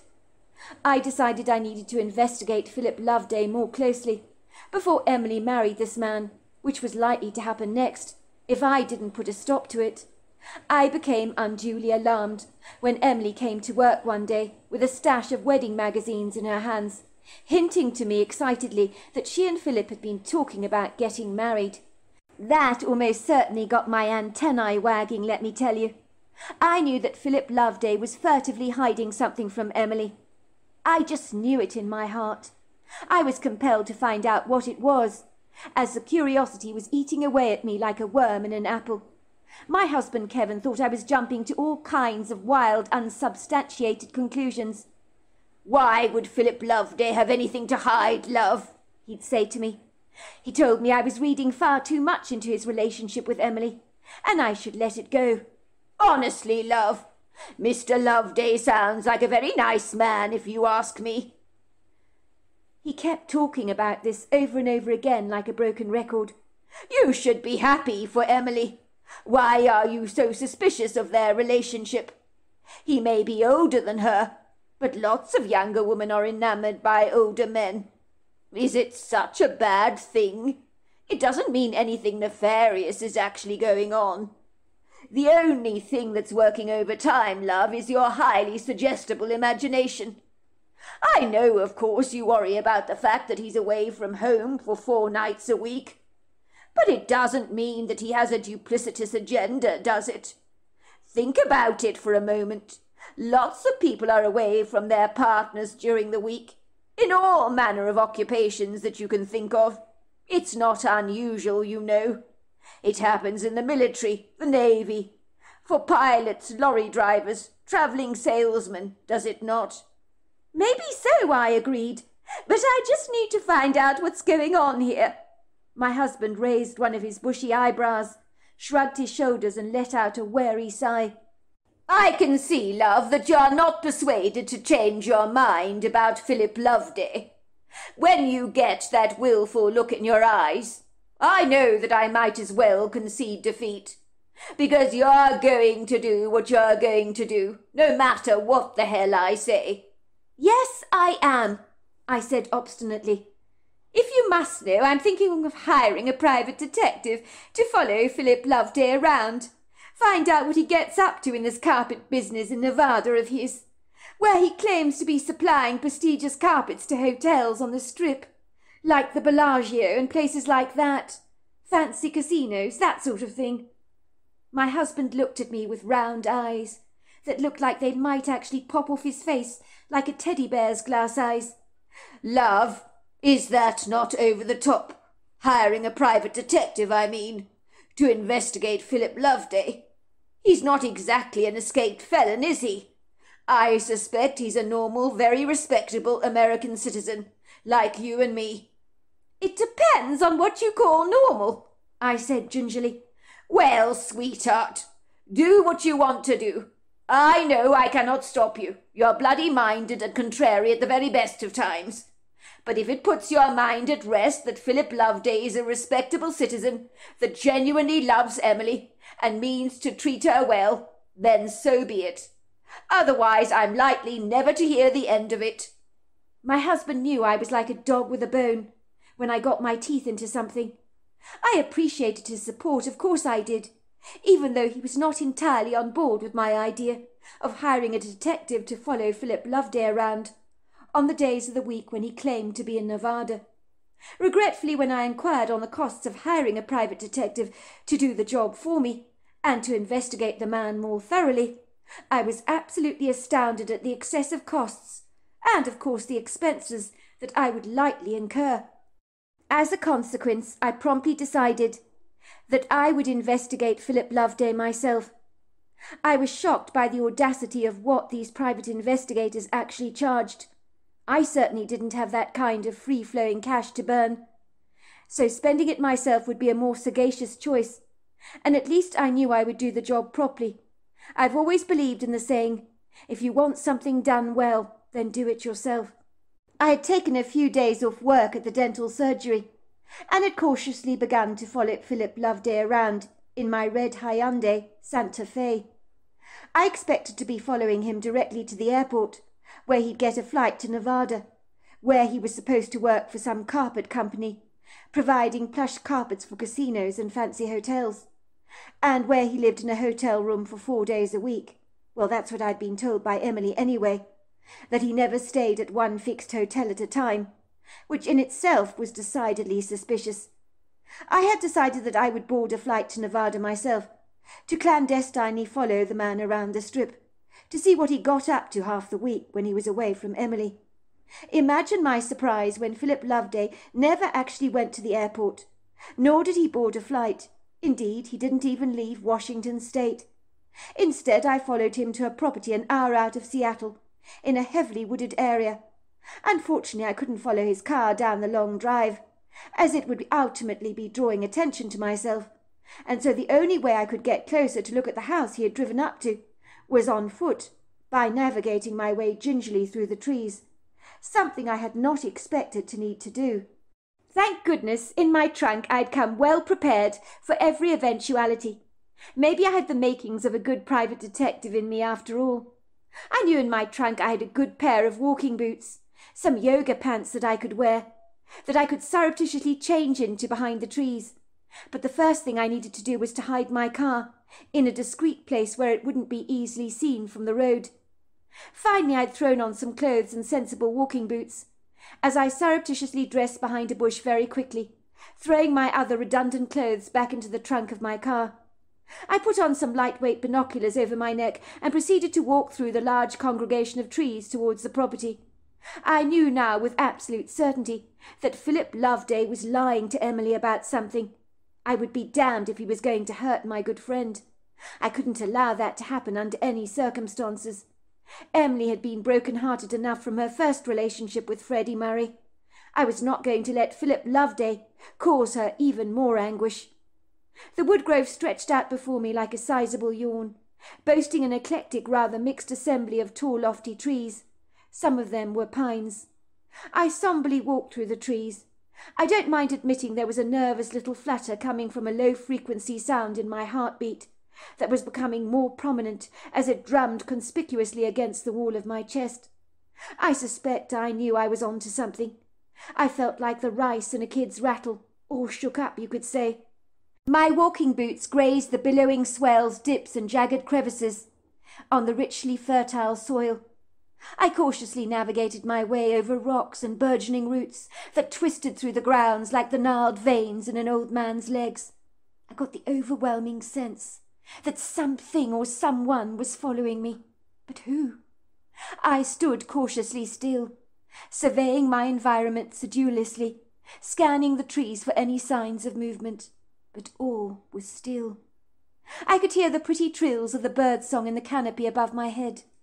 I saw a couple of squirrels playing acrobatics in the trees, but beyond that, I saw very little.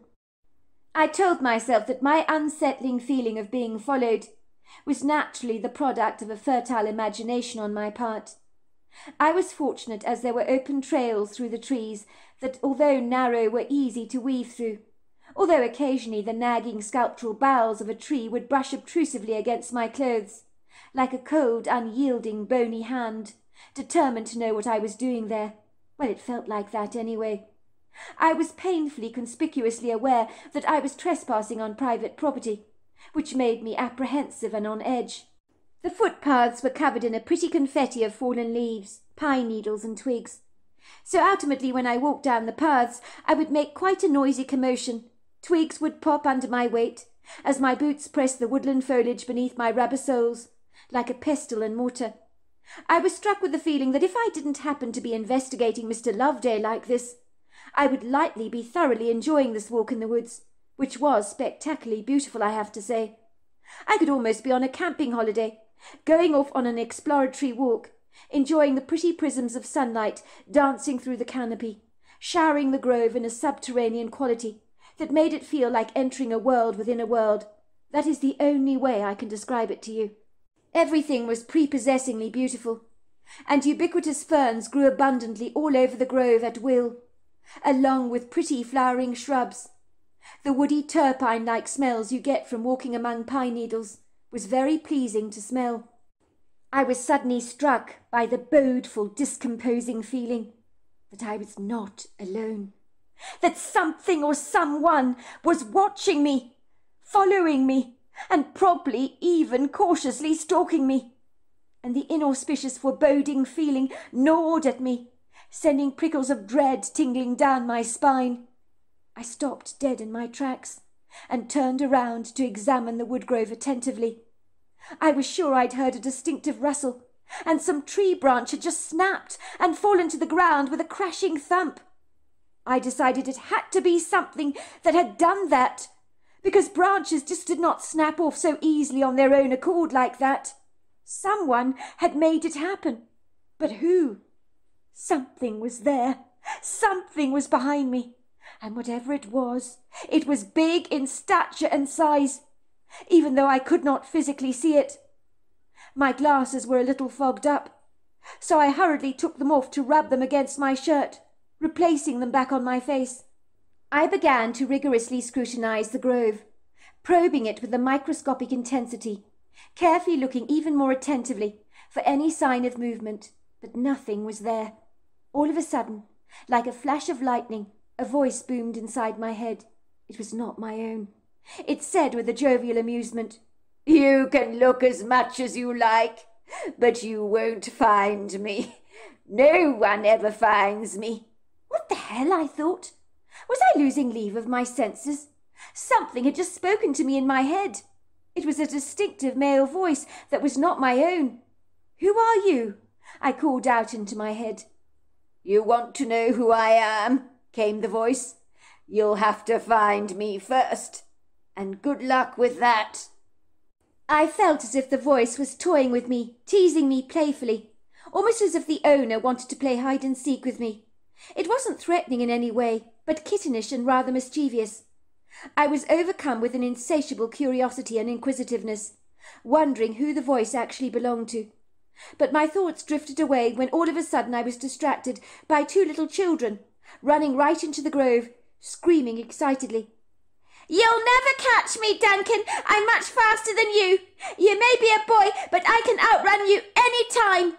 "No, you can't!" "Well, catch me then, if you can," said the girl, dashing into the woods.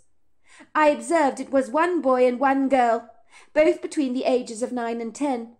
On seeing me, the young boy stopped, pursuing his sister at once to look at me through his inquiring, inquisitive blue eyes, and then his sister joined his side. "Why aren't you chasing me, Duncan?" she cried out. "Have you already admitted you can never ever catch me? Are you really such a wuss?" It was then that the young girl noticed me too, and promptly joined her brother's side, and both pairs of eyes were fixed on me, with a quizzical curiosity. "Who are you?" the young boy asked me. What are you doing on our property? You do know that this is a private property. Daddy says no one is allowed here except our family, 'cause he bought the house and the land, you see. Oh, I'm dreadfully sorry. I know I'm naughty being here. You're quite right, I shouldn't be on your property because it is private. But I was looking for my pussycat, if you must know. You've lost your cat? Asked the boy. That is too bad. You must be really, really sad. We had a cat once, he said, pulling a face. But he got very old and died. My mummy said she'd get us another one, but she still hasn't taken us to the shelter to choose one yet. Well, I'm very sorry to hear that, and I'm sorry that your cat died, I said empathetically. I'm afraid I've lost mine. Silly me. I'd lose my head if I wasn't careful. The young boy furrowed his brow. But how do you know that your cat is in our woods? Because the window of my truck was open. I didn't realise it, of course. I was driving along the road, and I think my cat cunningly got out of the cat basket and went flying through the window. I was taking him to the vet, you see, for his vaccination. The next thing I knew, he went flying through the trees. I parked my car and went running behind him.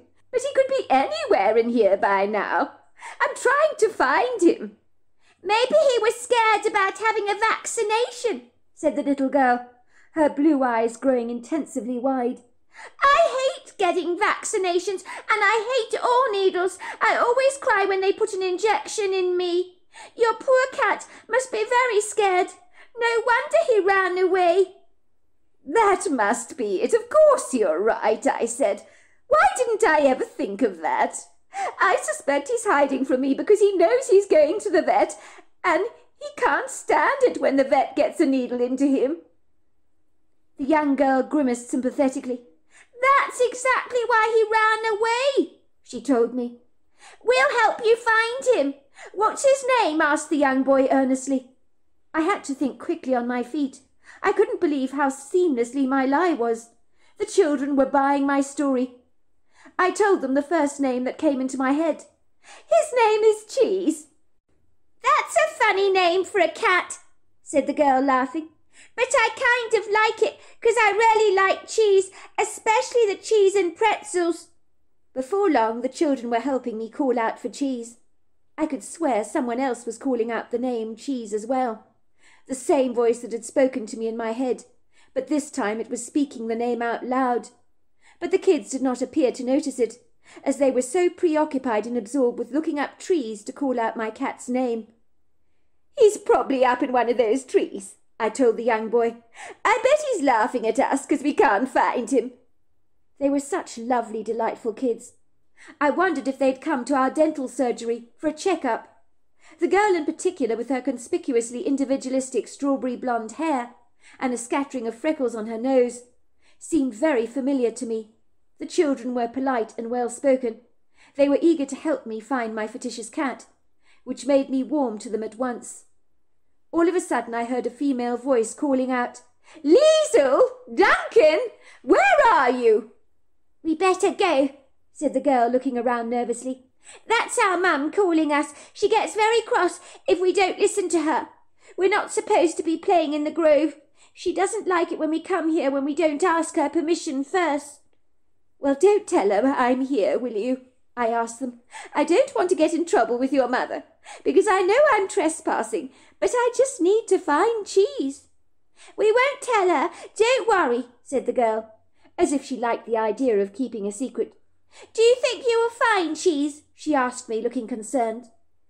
"Maybe you should tell her that you won't take her for an injection, and then she'll come out from her hiding place. My mummy says that too many vaccinations are very, very bad for your health." "Why does she say that?" I asked. "'Cause it messes with your natural immunity." "Liesl! Duncan! Where are you?" came the voice. "Get back here at once. I can't wait for you here all day. I know you're skulking around in the woods, and if you don't come out at once, I'll get you myself." "We better go," said the boy apologetically. "We didn't ask permission to play here, you see. So she's going to be very cross with us, our mummy. So I do hope you find Cheese. I wish we could help you look for her. But my mum, she gets really upset if we don't listen to her. I watched the children running through the trees towards a woman who was standing in a sprawling yard, wearing a long pair of white shorts. She had her hands on her hips and looked decidedly annoyed. I knew at once that, like the children, I recognized the woman. The lady came to our dental surgery for checkups every 6 months. Furthermore, Emily had given the lady and her children a dental cleaning. I tried to remember the woman's name, but it flew out of my mind like a bird on the wind. She was an attractive lady with strawberry blonde hair, like her daughter Liesel's, fair skin and blue eyes, and a similar splattering of freckles on her nose that I remember from close-up scrutiny when talking to her once. "How many times have I told the both of you not to go playing in the woods?" she snapped at her children, "when neither of you have taken it upon yourselves to do your chores yet." "Oh, don't be too hard on them, Hilda," said a man coming out of the house that I recognized at once. It was Mr. Marianto. Mr. Marianto was one of our most beloved long-time patients, who had been at the surgery for years and years, and was an extremely good friend of Dr. Warren Bollinger. I do know they occasionally played golf together on the weekends. I remembered his daughter Hilda, whom had been coming to the surgery for many years. Father and daughter were standing together side by side, as Hilda's face seemed to soften as her 2 children began to reel off their apologies to her, as if reading a script for a play they had rehearsed over and over again. "Sorry, Mummy," they both grovelled obsequiously. "We didn't mean to go into the grove, but we wanted to play, that's all. But we'll do our chores, we promise you." "It's not that I mind you going into the grove, but I do mind when you don't ask me permission first. And I don't like it when you fail to do your chores. Next time, you must do your chores before you have any games. Do you understand?" "Yes, Mummy." The family I was spying on through the trees I knew well enough. I'd never met Hilda's husband before, though. I did know that Mr. Marianto lived in a house in the woods with his grown-up daughter, her 2 children, and the elusive husband that I had never had the privy to meet yet. "I so wish I could get that husband of mine to come to the Bollinger dental surgery," Hilda had told me once. "Let's not kid. Warren Bollinger is the quintessential best dental surgeon in the entire world as far as I'm concerned. But my husband simply refuses to change his dentist. He's obstinate that way, you know. He's been going to Laurie Pearson for years and years." "Well, that makes sense," I had told her. "People get very attached to their dentists, you know. Some of our married clients visit different dental surgeries as a result. It's a common occurrence." I do recall that Hilda Marianto was determined not to change her maiden name when she got married, as she was her father's only child. She didn't want the family name to be eclipsed, but carried through to subsequent generations. So even the children enjoyed the surname Marianto on Hilda's insistence. "I said to my husband," she told me once, "that if I was to keep his surname, and my children did the same, that would be the end of my family line. And I didn't want that to happen, as you can appreciate. My husband is fortunate enough to have brothers that can carry on his family name, but my family is not so lucky, as my parents only had me.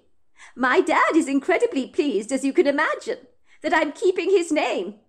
Luckily, my husband understands and appreciates all this."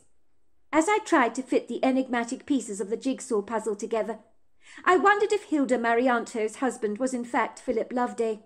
Was the man living a double life, dating Emily and clandestinely married to Hilda Marianto at the same time?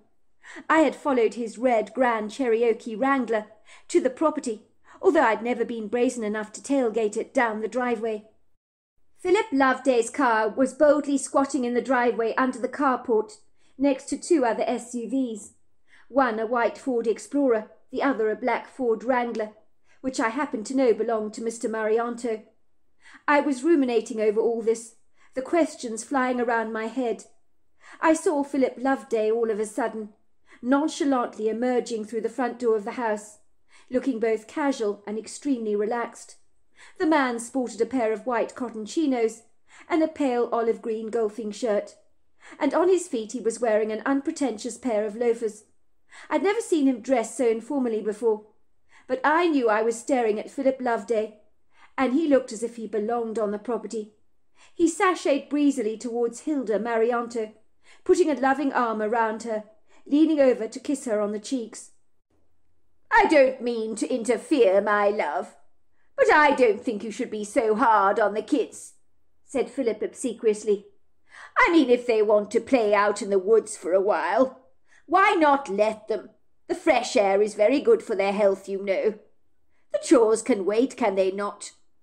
I'm back home for the next 3 days. Why don't you relax the rules a little while I'm around?" "Please, Mummy, please, can we go back and play in the woods?" the kids begged her. Hilda Marianto frowned. "Philip," she groaned, "you aren't here half the time. You don't know what goes on. I'm tired of the kids not listening to me. They're always getting up to mischief. I'm sorry, but the answer is no," she said firmly. "You kids have to learn to take responsibility. You know the rules in this house. It's chores and homework.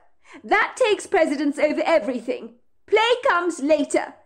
"You heard your mother, Duncan," came Philip's obdurate voice. "What has she told you to do?" "I said I would clean the bathroom upstairs." "Then do it. And once you've done it, I'm sure your mother will let you play out of doors as much as you like. Won't you, dear?" "Not until our Duncan has done his science project. He keeps stalling it, don't you, Duncan? You need to finish it. I will remind you the deadline is next Tuesday. You've got a lot to do. Once you've worked on it for at least half an hour, then you can go and play with your sister to your heart's content, after you've done your chores, of course. And you, Liesel, what do you need to do in the way of chores?" Philip asked the young girl. "I told Mummy that I'd sort out the laundry for her and wipe down all the kitchen surfaces." "Good girl. Then do it then, will you? What are you waiting for? Get inside, the both of you. Don't procrastinate. Once you've done everything, you can celebrate, and I'll take you both out for ice creams. How about that?" "Ice creams! Ice creams!" cried the kids together in delight, running into the house eagerly to get their chores done. I watched the family going back indoors, apart from Mr. Marianto, Hilda's father, who ambled out of doors with a trowel in his hands, and began to work on his large vegetable bed that he'd told me all about at the surgery, and about some of the vegetables he'd grown. One was an 80-pound cabbage, and another was a 96-pound pumpkin. I could see he grew all manner of vegetables in that space, and he claimed his successes were due to the fertility of the ground. But I could see as he busily attended to the vegetable beds that Mr. Marianto took great pride in his vegetables. I hid discreetly behind the trees, shaking like a leaf when I soaked in the astounding revelations that I had uncovered in a manner of a few minutes. The 2 Marianto children were now back indoors, probably wishing that they could help me look for my fictitious cat called Cheese. I felt bad I'd made up the story, but I had no doubt these loyal little kids would not blow my cover. They were such lovely, well-behaved children. I hasten to say that Duncan Marianto bore an uncanny resemblance to Philip Loveday, because, of course, Philip was his father. I realized with an unquestionable certainty that Philip Loveday was married to Hilda Marianto. They had 2 children together called Duncan and Liesel. Hilda Marianto and her children went by her father's surname. The pieces were beginning to fit together beautifully. The family lived in this beguiling, attractive double-story house in the woods that resembled the most perfectly symmetrical colonial-style doll's house, reminding me a lot of the house that Mr. Loveday had purchased for Emily Riesling and her mother, in a Seattle green leafy neighbourhood. It would seem Philip Loveday cunningly spent half the week with his wife and kids, and the other half with Emily Riesling and her mother. Did he even work for this fictitious carpet company or not, that appeared to supply luxurious carpeting to casinos and upmarket hotels? Or was that just a convenient cover story? It would seem money was clearly not an issue in his life, but he was living a double life for sure, and Emily had no idea about any of this.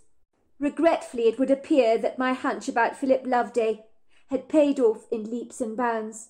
How I wished I'd been wrong about the man, but I clearly was not. There was no doubt in my mind he was living a double life, and it was also clear that he adored his wife and kids. It was ironic to think his wife and children were actually patients at our surgery. It certainly was a small world in the grand scheme of things. I was finding it a struggle to digest everything I had just gleaned. My heart thundered wildly in my chest, and nausea swelled in the back of my throat. I felt anger and disgust that Philip Loveday had betrayed Emily's trust like this. I was sure that this unfortunate knowledge would destroy her. In her short life, Emily Riesling had been hit hard by the flying shrapnel of cheating boyfriends. She needed another cheating lowlife in her life like a hole in her head. I knew private investigators took photographs, so if a spouse was invariably cheating on a partner, the investigator promptly returned to his client with photographic evidence concerning their spouse's infidelity.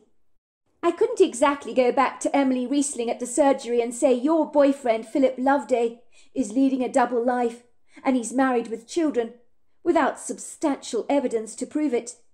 It hadn't occurred to me to bring along a camera for the ride, but I needed specialty equipment that could take close-up photographs from a distance, the kind of professional cameras that private investigators likely carry. Sadly, I'd overlooked and disregarded such a consequential, very important consideration. I'd have to think of a plan. Telling Emily Riesling this disconcerting news was going to go down like a ton of bricks with her. I'd need some hard, compelling evidence to back up my outrageously objectionable claims. Emily would likely say I was sorely mistaken, that I'd got things badly wrong, that there must be some mistake. There was no way that Philip Loveday would dare to cheat on her like this, even though she barely knew anything about his background at all. I could already predict Emily's defensive reasoning. I was in no doubt that Emily was in abject denial about the seemingly affable, self-possessed, worldly wise Philip Loveday. She wanted to believe more than anything in the world that she had met the polished, sophisticated gentleman that invariably she would one day marry. I remember when she told me he was the one for her. Something inside me wanted to squirm. If that was not bad enough, Emily claimed that the dashing Mr. Loveday had been recently hinting about popping the question to her. She rocked up at work one day wearing a huge grin on her face that would quite literally have shamed a Cheshire cat. She was practically crippled by the weight of about a dozen wedding magazines that she was carrying on her person and brought into the surgery to read. If the couple were to get married, Mr. Loveday would be committing bigamy. Would he rarely go through with a wedding ceremony and inadvertently become married to two women at the same time? Did he actually think he could get away with it? I had heard of such things before, men juggling 2 lives with 2 wives and 2 separate families, and none of them knowing about each other. "When Philip and I get married," Emily had told me, "we want to make it very private, a discreet affair. We'll only invite a few people. We thought we'd do something insanely romantic, like getting married on a beach in Hawaii. What do you think about that, Mrs. Thomas?" To all intents and purposes, even though Emily and I were reasonably close, she had never taken to calling me Candace, proclaiming she preferred to call me Mrs. Thomas. "Well," I said, biting my lip awkwardly, "it sounds lovely, dear." Emily's eyes lit up like a Christmas tree. "I'm so glad you said that, Mrs. Thomas. You'll be my matron of honour at my wedding, and I'll get you the most perfect outfit to wear on the day." "Sounds wonderful, my dear. Very kind of you to ask me. But succinctly, am I not a little bit long in the tooth to become a matron of honour at your wedding?" "Oh, Mrs. Thomas, you're terribly funny," laughed Emily. "Honestly, I think I can decide who I want to be my matron of honour at my wedding, don't you? Age has got nothing to do with it anyway. Did you know that today's 60 is the new 40? Well, I'd be very honoured, my dear. But aren't you being a bit premature in your planning? I mean, Philip has not even asked you to marry him yet, has he?" "Oh, Mrs. Thomas, you are the end. You're so dreadfully old-fashioned. For your information, people often live together before they get married. It's the modern way. Do you really think Philip would bought a house for the both of us if he didn't intend to marry me? Moreover, Mrs. Thomas, a man's wallet reveals his intentions very clearly. Philip magnanimously spent far too much on me for me not to be a long-term investment in his life. Besides, he's been dropping hints about marriage like bombs over the country of Malta in World War II. You do know Malta was the most bombed country back then, Mrs. Thomas. No, I didn't, as it happened, I admitted. You learn something new every day. But I still say it's not good to be too presumptuous about these things, I had said coyly. I'm not being presumptuous, Mrs. Thomas. I'm quietly optimistic, that's all. And I believe Philip and I will be tying the knot shortly. As I stood there anchored to the spot behind the trees in the Marianto woodgrove, I knew I could not allow this to happen. The Marianto's prepossessing house was nestled in an open clearing in the woods, surrounded by a gorgeous courtyard with a rose garden on one side and vegetable beds on another, where Mr. Marianto was industriously working away at the ground with his trowel. He appeared to be laying down what looked like tomato seedlings, teasing the ground gently with great attention to detail, as he smoothed the ground around each plant. I'd noticed very often he'd look up and stare at the woods, as if looking for something. Did he know I was actually there, I wondered? Surely not. Could he sense I was actually watching him? I'd better get out of here quickly, before I gave myself away. In a trice my engagement was distracted. Several pebbles were flung at me. The voice I'd heard in my head moments before interrupted my train of thought. Are you at least going to try and find me? Or have you given up even bothering to look for me? Most people give up because I'm impossible to find. I can hide in plain sight, and you still will not see me. You will leave the woods today, wondering who I am, who spoke to you, and you will never know. And in your case, it will likely irk you. What the hell, I thought. The puckishly frolicsome voice was toying with me yet again. I stood up and surveyed the trees around me. Something was there, and whoever it was, they were having fun at my expense. I may not be looking for a fictitious cat called Cheese, but I was certainly looking for the owner of the voice that had spoken to me in my head. I've always been one of those people governed by an unquenchable curiosity. Growing up, my father would always remind me that curiosity killed the cat, but would I listen? Absolutely not. As a result, I got myself into all kinds of precarious scrapes. I remember climbing the neighbour's wall once to eavesdrop on what they were arguing about. I clandestinely snuck into their yard, hiding carefully behind a large flowering hedge, listening in to their argument. They were sitting comfortably together on a wraparound porch, enjoying an evening's cocktail together, while watching the sun set over the valley.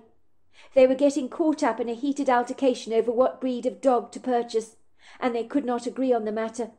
Mrs. Vinestable liked Yorkshire Terriers, but her husband claimed that they had a small dog mentality, and were snappy and barked incessantly at the best of times.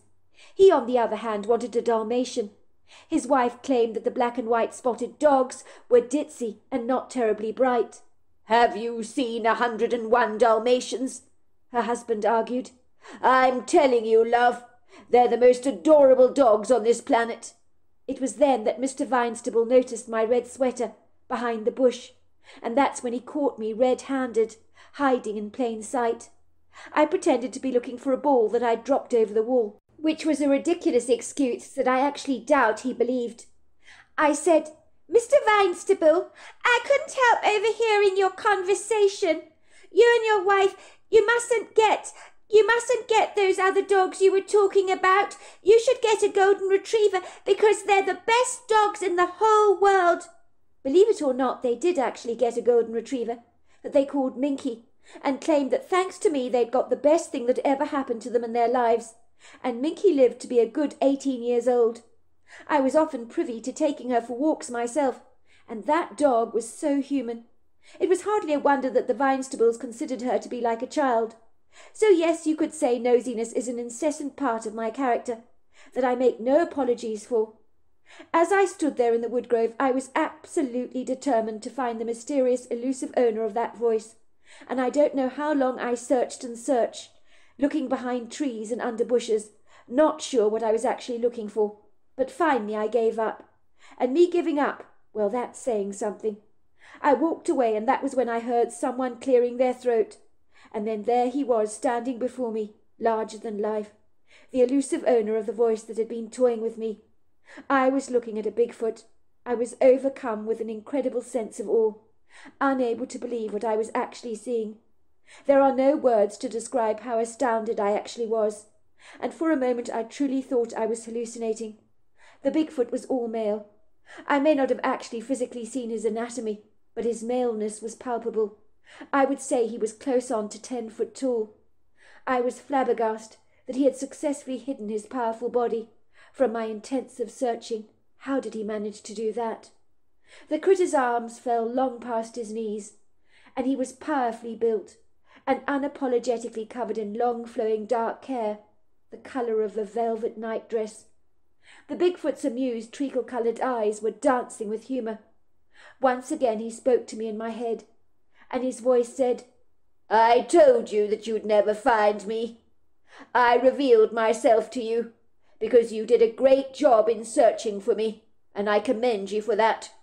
So I thought I should give you something back for your efforts by showing you who I am, and I assure you, I rarely do that. So you're one of the lucky ones."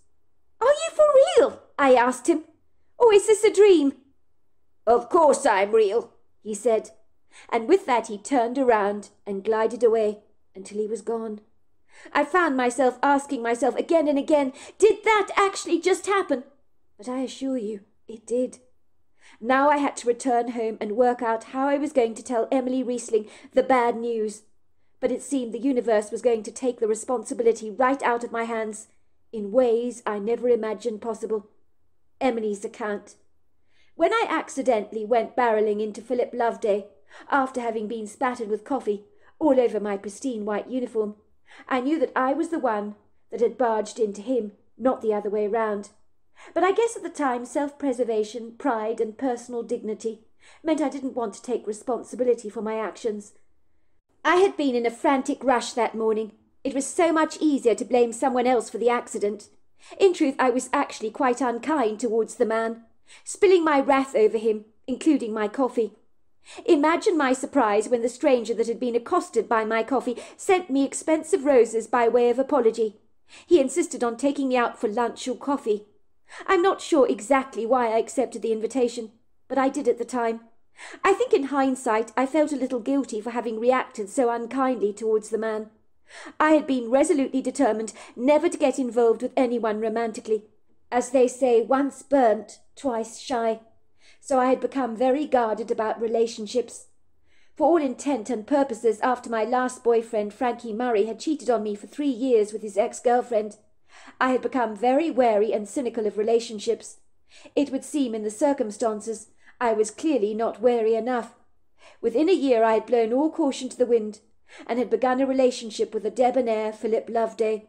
Philip Loveday was 11 years my senior, and there were times I did feel the generation gap between us. Philip Loveday was worldly wise, while I was still navigating my way naively through life with blinders on me, making all manner of mistakes that you make when you're young and uninformed. It would seem as charming as Philip Loveday was, he never divulged much to me about his past. I pretended to be nonchalant about it all, but I will admit, underneath the layers of my apparent insouciance, it bothered me significantly that I knew so little about the man. My mother kept telling me how charming Philip Loveday was, that I should not be concerning myself with the past, but looking towards the bright future that lay ahead of me. She believed Philip Loveday had had it hard growing up as an orphan, being flung from one foster home to another. "I wouldn't be so hard on him, my dear, if I were you. You can see Philip is an absolute gentleman. He clearly didn't have it easy growing up. You should make allowances for him. The man has absolutely no family to speak of, and in the circumstances it must be difficult for him to trust people at all. I suspect he doesn't like to talk about his past. It upsets him greatly, and you can't blame him for that, can you, my dear?" "But, Ma'am, why doesn't he have any friends? Why doesn't he want to talk about his job, working for that carpet company in Nevada? He doesn't like me to phone him when he's at work. Don't you think that's a tad odd?" "Of course it's not odd, my dear. You're being cynical after your relationship with Freddie Murray, which makes you naturally suspicious. You were unlucky with him, that's all. But not all men are like Freddie Murray, you know. I think the reason Philip Loveday doesn't want to talk to you when he's at work is because he's got a lot of work to do and he doesn't want to be interrupted. You'd feel the same in your job if he interrupted you while you were in the middle of your dental procedures. Surely you can understand that. I suppose I do, I admitted. Well, there you go then. As for Philip having few friends, well, that's inevitable, isn't it, given his background? Besides, I remember reading somewhere that incredibly clever people don't make lots of friends, and that explains a lot in my opinion.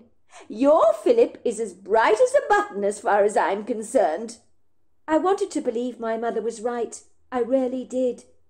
But she was more whimsically naive than I actually was, after having lived a very sheltered life growing up in Tennessee. I will boldly admit I was so blindly in love with Philip Loveday, who had swept me off my feet, that after a while I refused to see what was staring me blindly in the face.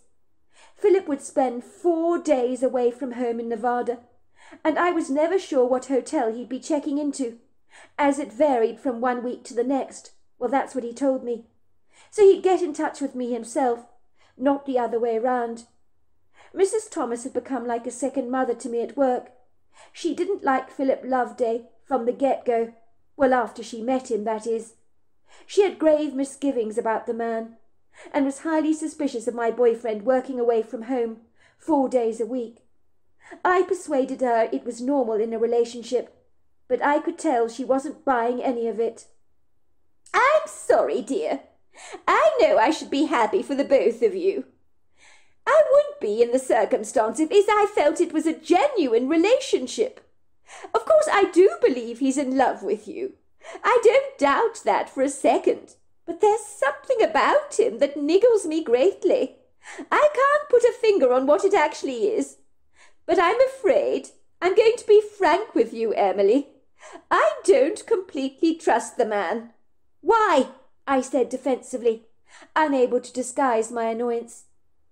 Is it because he's private and not very forthcoming about his past? Honestly, Mrs. Thomas, not everyone is an open book like you. Philip has a hard life growing up, and he learnt to keep his thoughts to himself. What's wrong with that? Mrs. Thomas contorted her face, shrugging her shoulders and saying gingerly, But has he had a hard life, dear? That's what he tells you. But how do you know it's actually true? What are you suggesting? I asked her defiantly. Are you saying Philip is lying to me? Well, it wouldn't be the first time, would it, that a man has lied to you, Emily? You have to admit it. He's incredibly evasive. I personally think if you've got nothing to hide, you hide nothing. Mrs. Thomas, I know you mean well and are looking out for me, and I appreciate that, I really do. But I promise you you're wrong about Philip. You really are. He's a gentle soul. He'd never set out to hurt me. Yes, he's private, but some people are like that. It doesn't mean they're hiding anything. Philip is so good to me. He really loves me. He brought me a beautiful home in Seattle, and he's let my mother move into the house with me. Not many men would be happy about that. I know he wants to marry me, and I couldn't be happier about it.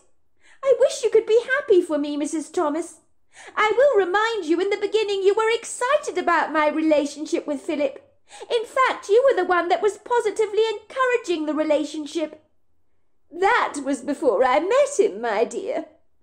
I just hope you're right about him, love. But I'm just warning you. Be careful. I naturally persuaded myself that Mrs. Thomas had got Philip Loveday completely wrong.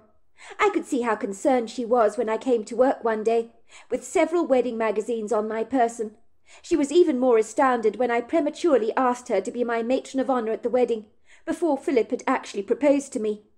Look, dear, I think you shouldn't jump the gun like this, she told me obsequiously. Goodness gracious me! The man hasn't even popped the question yet, and you're already arranging the wedding. Does he even know you're surfing wedding magazines for dresses and wedding cakes like this? Don't you think you shouldn't get ahead of yourself? But it's only a matter of time before he asks me to marry him, Mrs. Thomas, I told her. He hinted about it often enough, and we have discussed having a small little ceremony in Hawaii.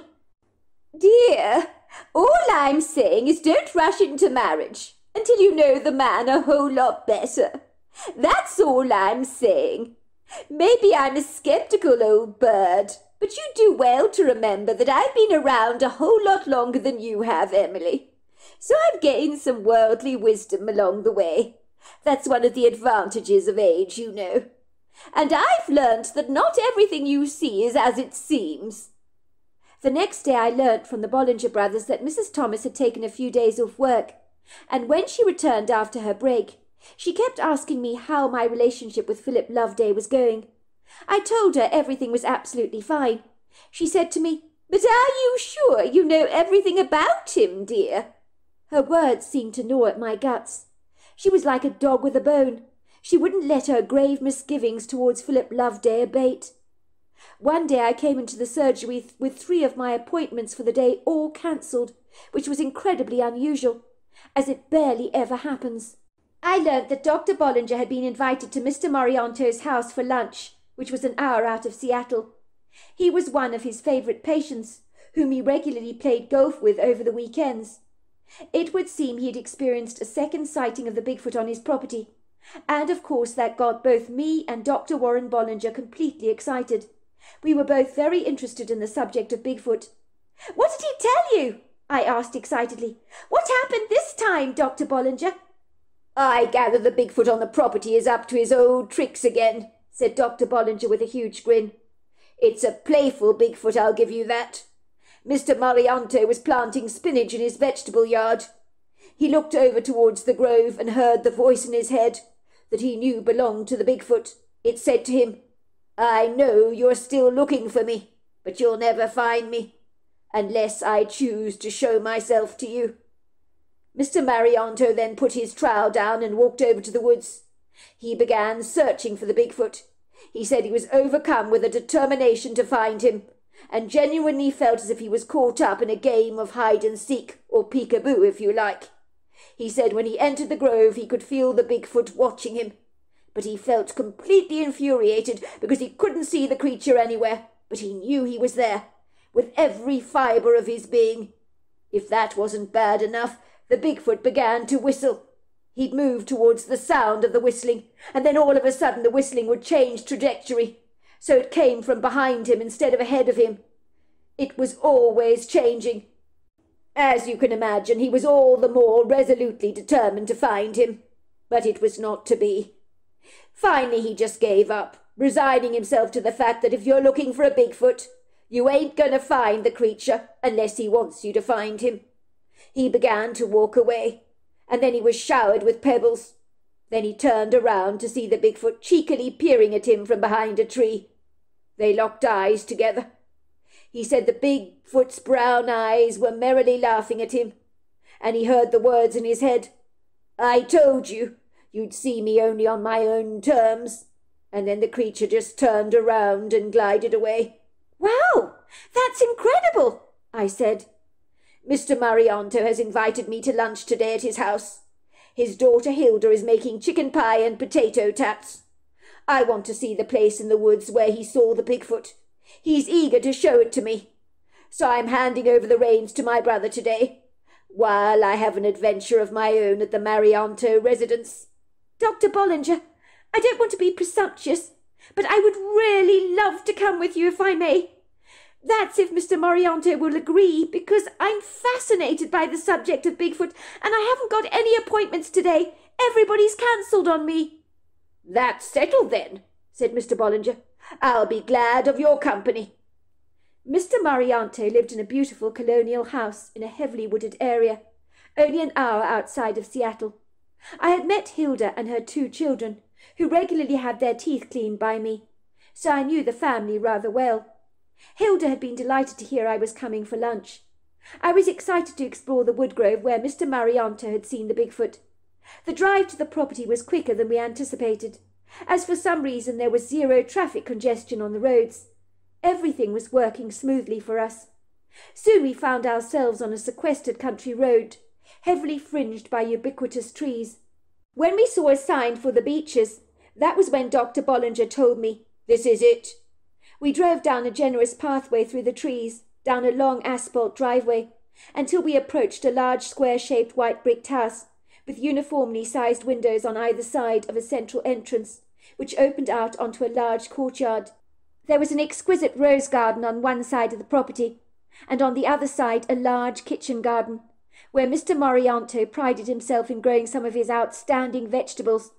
The yard was a massive square shape, but on every side of the gardens was boundary walls of trees that stretched out on every side into sizable groves. Mr. Morianto came dashing out of the house with a goofy grin on his face, and was indicating for us to park under a large oak tree. "I'm so glad you both could come," he said, shaking Mr. Bollinger's hand spiritedly, and giving me a huge, effusive hug. "I hope you don't mind my coming, Mr. Morianto, but when Mr. Bollinger told me about your second Bigfoot encounter, I just couldn't resist, and I didn't have any appointments today. I had to see where it happened." "Mind? Of course I don't mind, Emily. On the contrary, I'm thrilled you came. It's very good to see you. We need to go to the side here of the house, where I grow the vegetables, to point out the exact position, when I heard the voice in my head." All of a sudden I saw Hilda Marianto dashing out of the house to greet us, wearing a bright sunny smile on her face. She was wearing long Bermuda shorts and a T-shirt, along with a pair of sneakers. She gave me a bright sunny smile and a big hug. "No doubt Dad's been giving you the lowdown about his Bigfoot encounter," she teased. "I promise you won't hear the end of it with him. He talks of little else." "He has told us everything, which is why I actually came. I'm so glad you came, Emily. It's weird to see you here on our property instead of at the dental surgery cleaning our teeth. I hope you like chicken pie, because that's what I'm cooking for lunch today. My husband's gone to town to pick up some groceries for me, so he'll be joining us shortly. You haven't met my husband before, have you, Emily?" "No, I haven't. You said he goes to another dentist." "That's right, he does. The kids are over at my husband's parents' house. I thought it'd be good to have them out of the way. I'll leave you in my father's charge for the time being. No doubt he'll be taking you into the wood grove where he had his encounter with our mischievous friend." I was feeling incredibly excited when I followed Mr. Morianto into the kitchen garden on the side of the house. It was spectacular, as Mr. Morianto had divided the beds with rocks and was growing an abundance of different vegetables, from pumpkins to swedes, lettuces, tomatoes, cucumber and spinach. It was an impressive collection of vegetables. Mr. Morianto proceeded to take us into the woods, to show us the spot where he'd seen the Bigfoot. The wood grove was magnificently beautiful, with insects bobbing happily over shade-loving flowers. There were pretty shrubs everywhere, and large verdant ferns that hugged the forest floor. Mr. Bollinger began to whack the trees with a piece of timber 2 or 3 times, hoping that the wood knocks would receive a response, but nothing happened, which was rather disappointing. As we ambled through the trees, I got prickles running down my spine. I knew we were being watched. I hurriedly turned around to examine Dr. Bollinger and Mr. Morianto, to see how they were reacting, and both of them had clearly felt the presence of the Bigfoot. "He's definitely here," whispered Dr. Bollinger excitedly. "I think he's watching us, and I also believe he knows we're looking for him. I think he's going to enjoy this, given his favourite game is peekaboo." It was then that I got the idea to whistle, so I began to whistle a tune that my father had taught me as a girl. The song was "Don't Worry, Be Happy" by Bobby McFerrin. I remember after I whistled the tune, I kid you not, moments later the exact tune of Bobby McFerrin's was being played back to us. We were confounded. I whistled another tune. This time it was "The Two of Us" by the Beatles, and once again the song was whistled back in the identical tune. How does that even happen? We never saw the Bigfoot, but we felt satisfied that indirectly we'd enjoyed an encounter of sorts. When we returned from the grove back to the house to enjoy lunch, Hilda had laid a spectacular spread for us on the kitchen table of chicken pie and tater tots, and we were happily eating lunch, talking excitedly about our strange experience in the grove, when all of a sudden we heard a car tyres rolling down the drive. "Oh, the elusive Scarlet Pimpernel has finally returned," said Hilda, chuckling. You think Bigfoot is elusive? You've got to meet my husband Philip. Thank God he's back. At least, Dr. Bollinger, you'll finally get to meet my husband. And you too, Emily. I told him I was inviting friends over, she told us. I heard boots in the hallway, and then they moved towards the kitchen. And then the man that entered the kitchen was no other than my boyfriend, Philip Loveday. I was completely astounded. What was Philip doing here in the Marianto kitchen? Then it hit me like a brick over the head. Hilda's elusive husband was Philip Loveday. In that moment I thought my whole world had fallen apart. "Sorry, darling, about being so dreadfully late," he said, moving over to Hilda to kiss her tenderly on the cheek. At this point he didn't notice me. "I'm afraid I got held up, but I'm here now. Better late than never, as they say. I'm glad to see you've started without me. I'd have hated for the food to get cold while you waited." "Well, we didn't, I'm glad to tell you. But I have left your food in the oven for you. Sweetheart," said Hilda, "I'd like you to meet Dr. Bollinger. He's my dentist. And this is our dental hygienist, Emily Riesling." When Philip saw me, our eyes met, and I wanted the ground to swallow me whole. Philip was so confounded to see me sitting around the lunch table that all the colour drained from his face, and he looked like a deer that had been caught in headlights. He went as white as a sheet. "Do you two know each other?" asked Hilda, looking bewildered. "Oh, no, we've never met each other before," said Philip. "It's good to meet you, Dr. Bollinger," he said, shaking the dentist's hand. "Hilda speaks very warmly about you." He came over to me, shaking my hand, but he squeezed my hand tightly. "Lovely to meet you, Emily," he said. I could see in his eyes he was pleading for me to say not a word to his wife about his treachery. It was only because I knew Hilda and her 2 children that I kept stum. I felt sick to my stomach, the nausea welling up in the back of my throat. I wanted to be violently ill. All of a sudden I wanted to hurl up the contents of my stomach, and could barely help myself. "Nice to meet you too," I said quietly, not knowing what else to say to Philip. "Excuse me," I said, getting up. "I'm sorry, I'm just going to the bathroom for a moment. I just feel a little bit queasy, that's all." "Are you all right, dear?" asked Hilda, looking concerned. "Oh, I'll be fine. I think it was the drive here. That's all. I just think I'll go to the bathroom for a moment." I remember blindly stumbling to the front door, opening the latch, and just running out of the house, tears spilling down my cheeks. Philip Loveday was married, and he had 2 beautiful children. We had bought a house together in Seattle, and all the time Philip was married to somebody else. And worst of all, someone I knew very well, whom I liked very much. This couldn't be happening to me. It had to be a nightmare. It couldn't be true. But I knew it was. When I thought he was in Nevada for 3 to 4 days of the week, he was actually hanging out with his wife Hilda and his 2 children. All this time he'd been lying to me, while living a double life. Mrs. Thomas had been right about him all along. Why had I failed to listen to her? In a trice I was running through the grove. I began throwing up violently over the bushes. The putrid stench of my vomit was absolutely disgusting. I was sweating profusely, my whole body shaking and trembling like a jelly. Moments later, Philip Loveday had joined me in the wood grove. He was standing only a few feet away from me. At least he had the decency to look rather remorseful. "I'm so sorry, Emily," he said. "I didn't mean you to find out like this." "How dare you! How dare you do this to me? All this time, Philip, you've been married. You make me sick. I can't even bear to look at you. I can't believe you've done this to me." "Emily, I don't know what to say. I'm ashamed. I'm incredibly sorry. I didn't mean for things to go this far. But from the moment I met you at that coffee shop, I was bowled over by you, completely smitten. I told myself I would take you out on a few dates, and that was all. But then things got out of hand, because I fell for you hard. I couldn't give you up, nor could I give up my wife and kids. I was in love with 2 women at the same time. I wanted you both in my life. So you decided to live a double life, is that it? That's disgusting.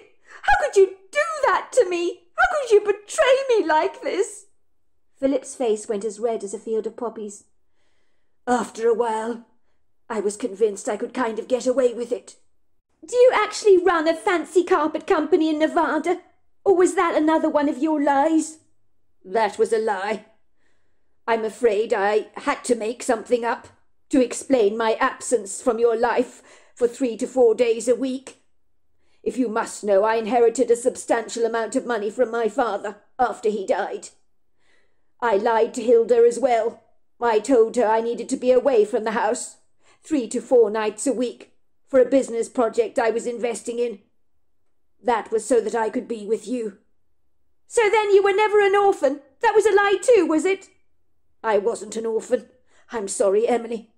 I had to make you believe I had no family. I could hardly let them meet you, could I, when I was married to Hilda?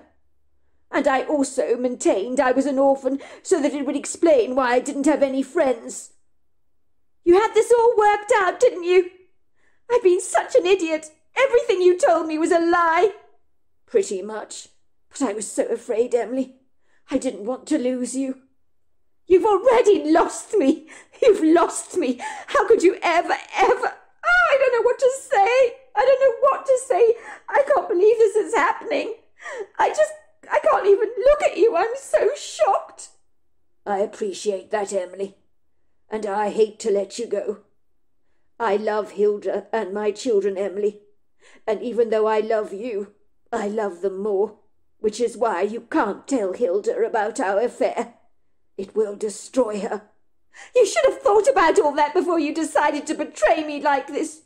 You knew I'd been hurt before by Freddie Murray, yet you still do this to me.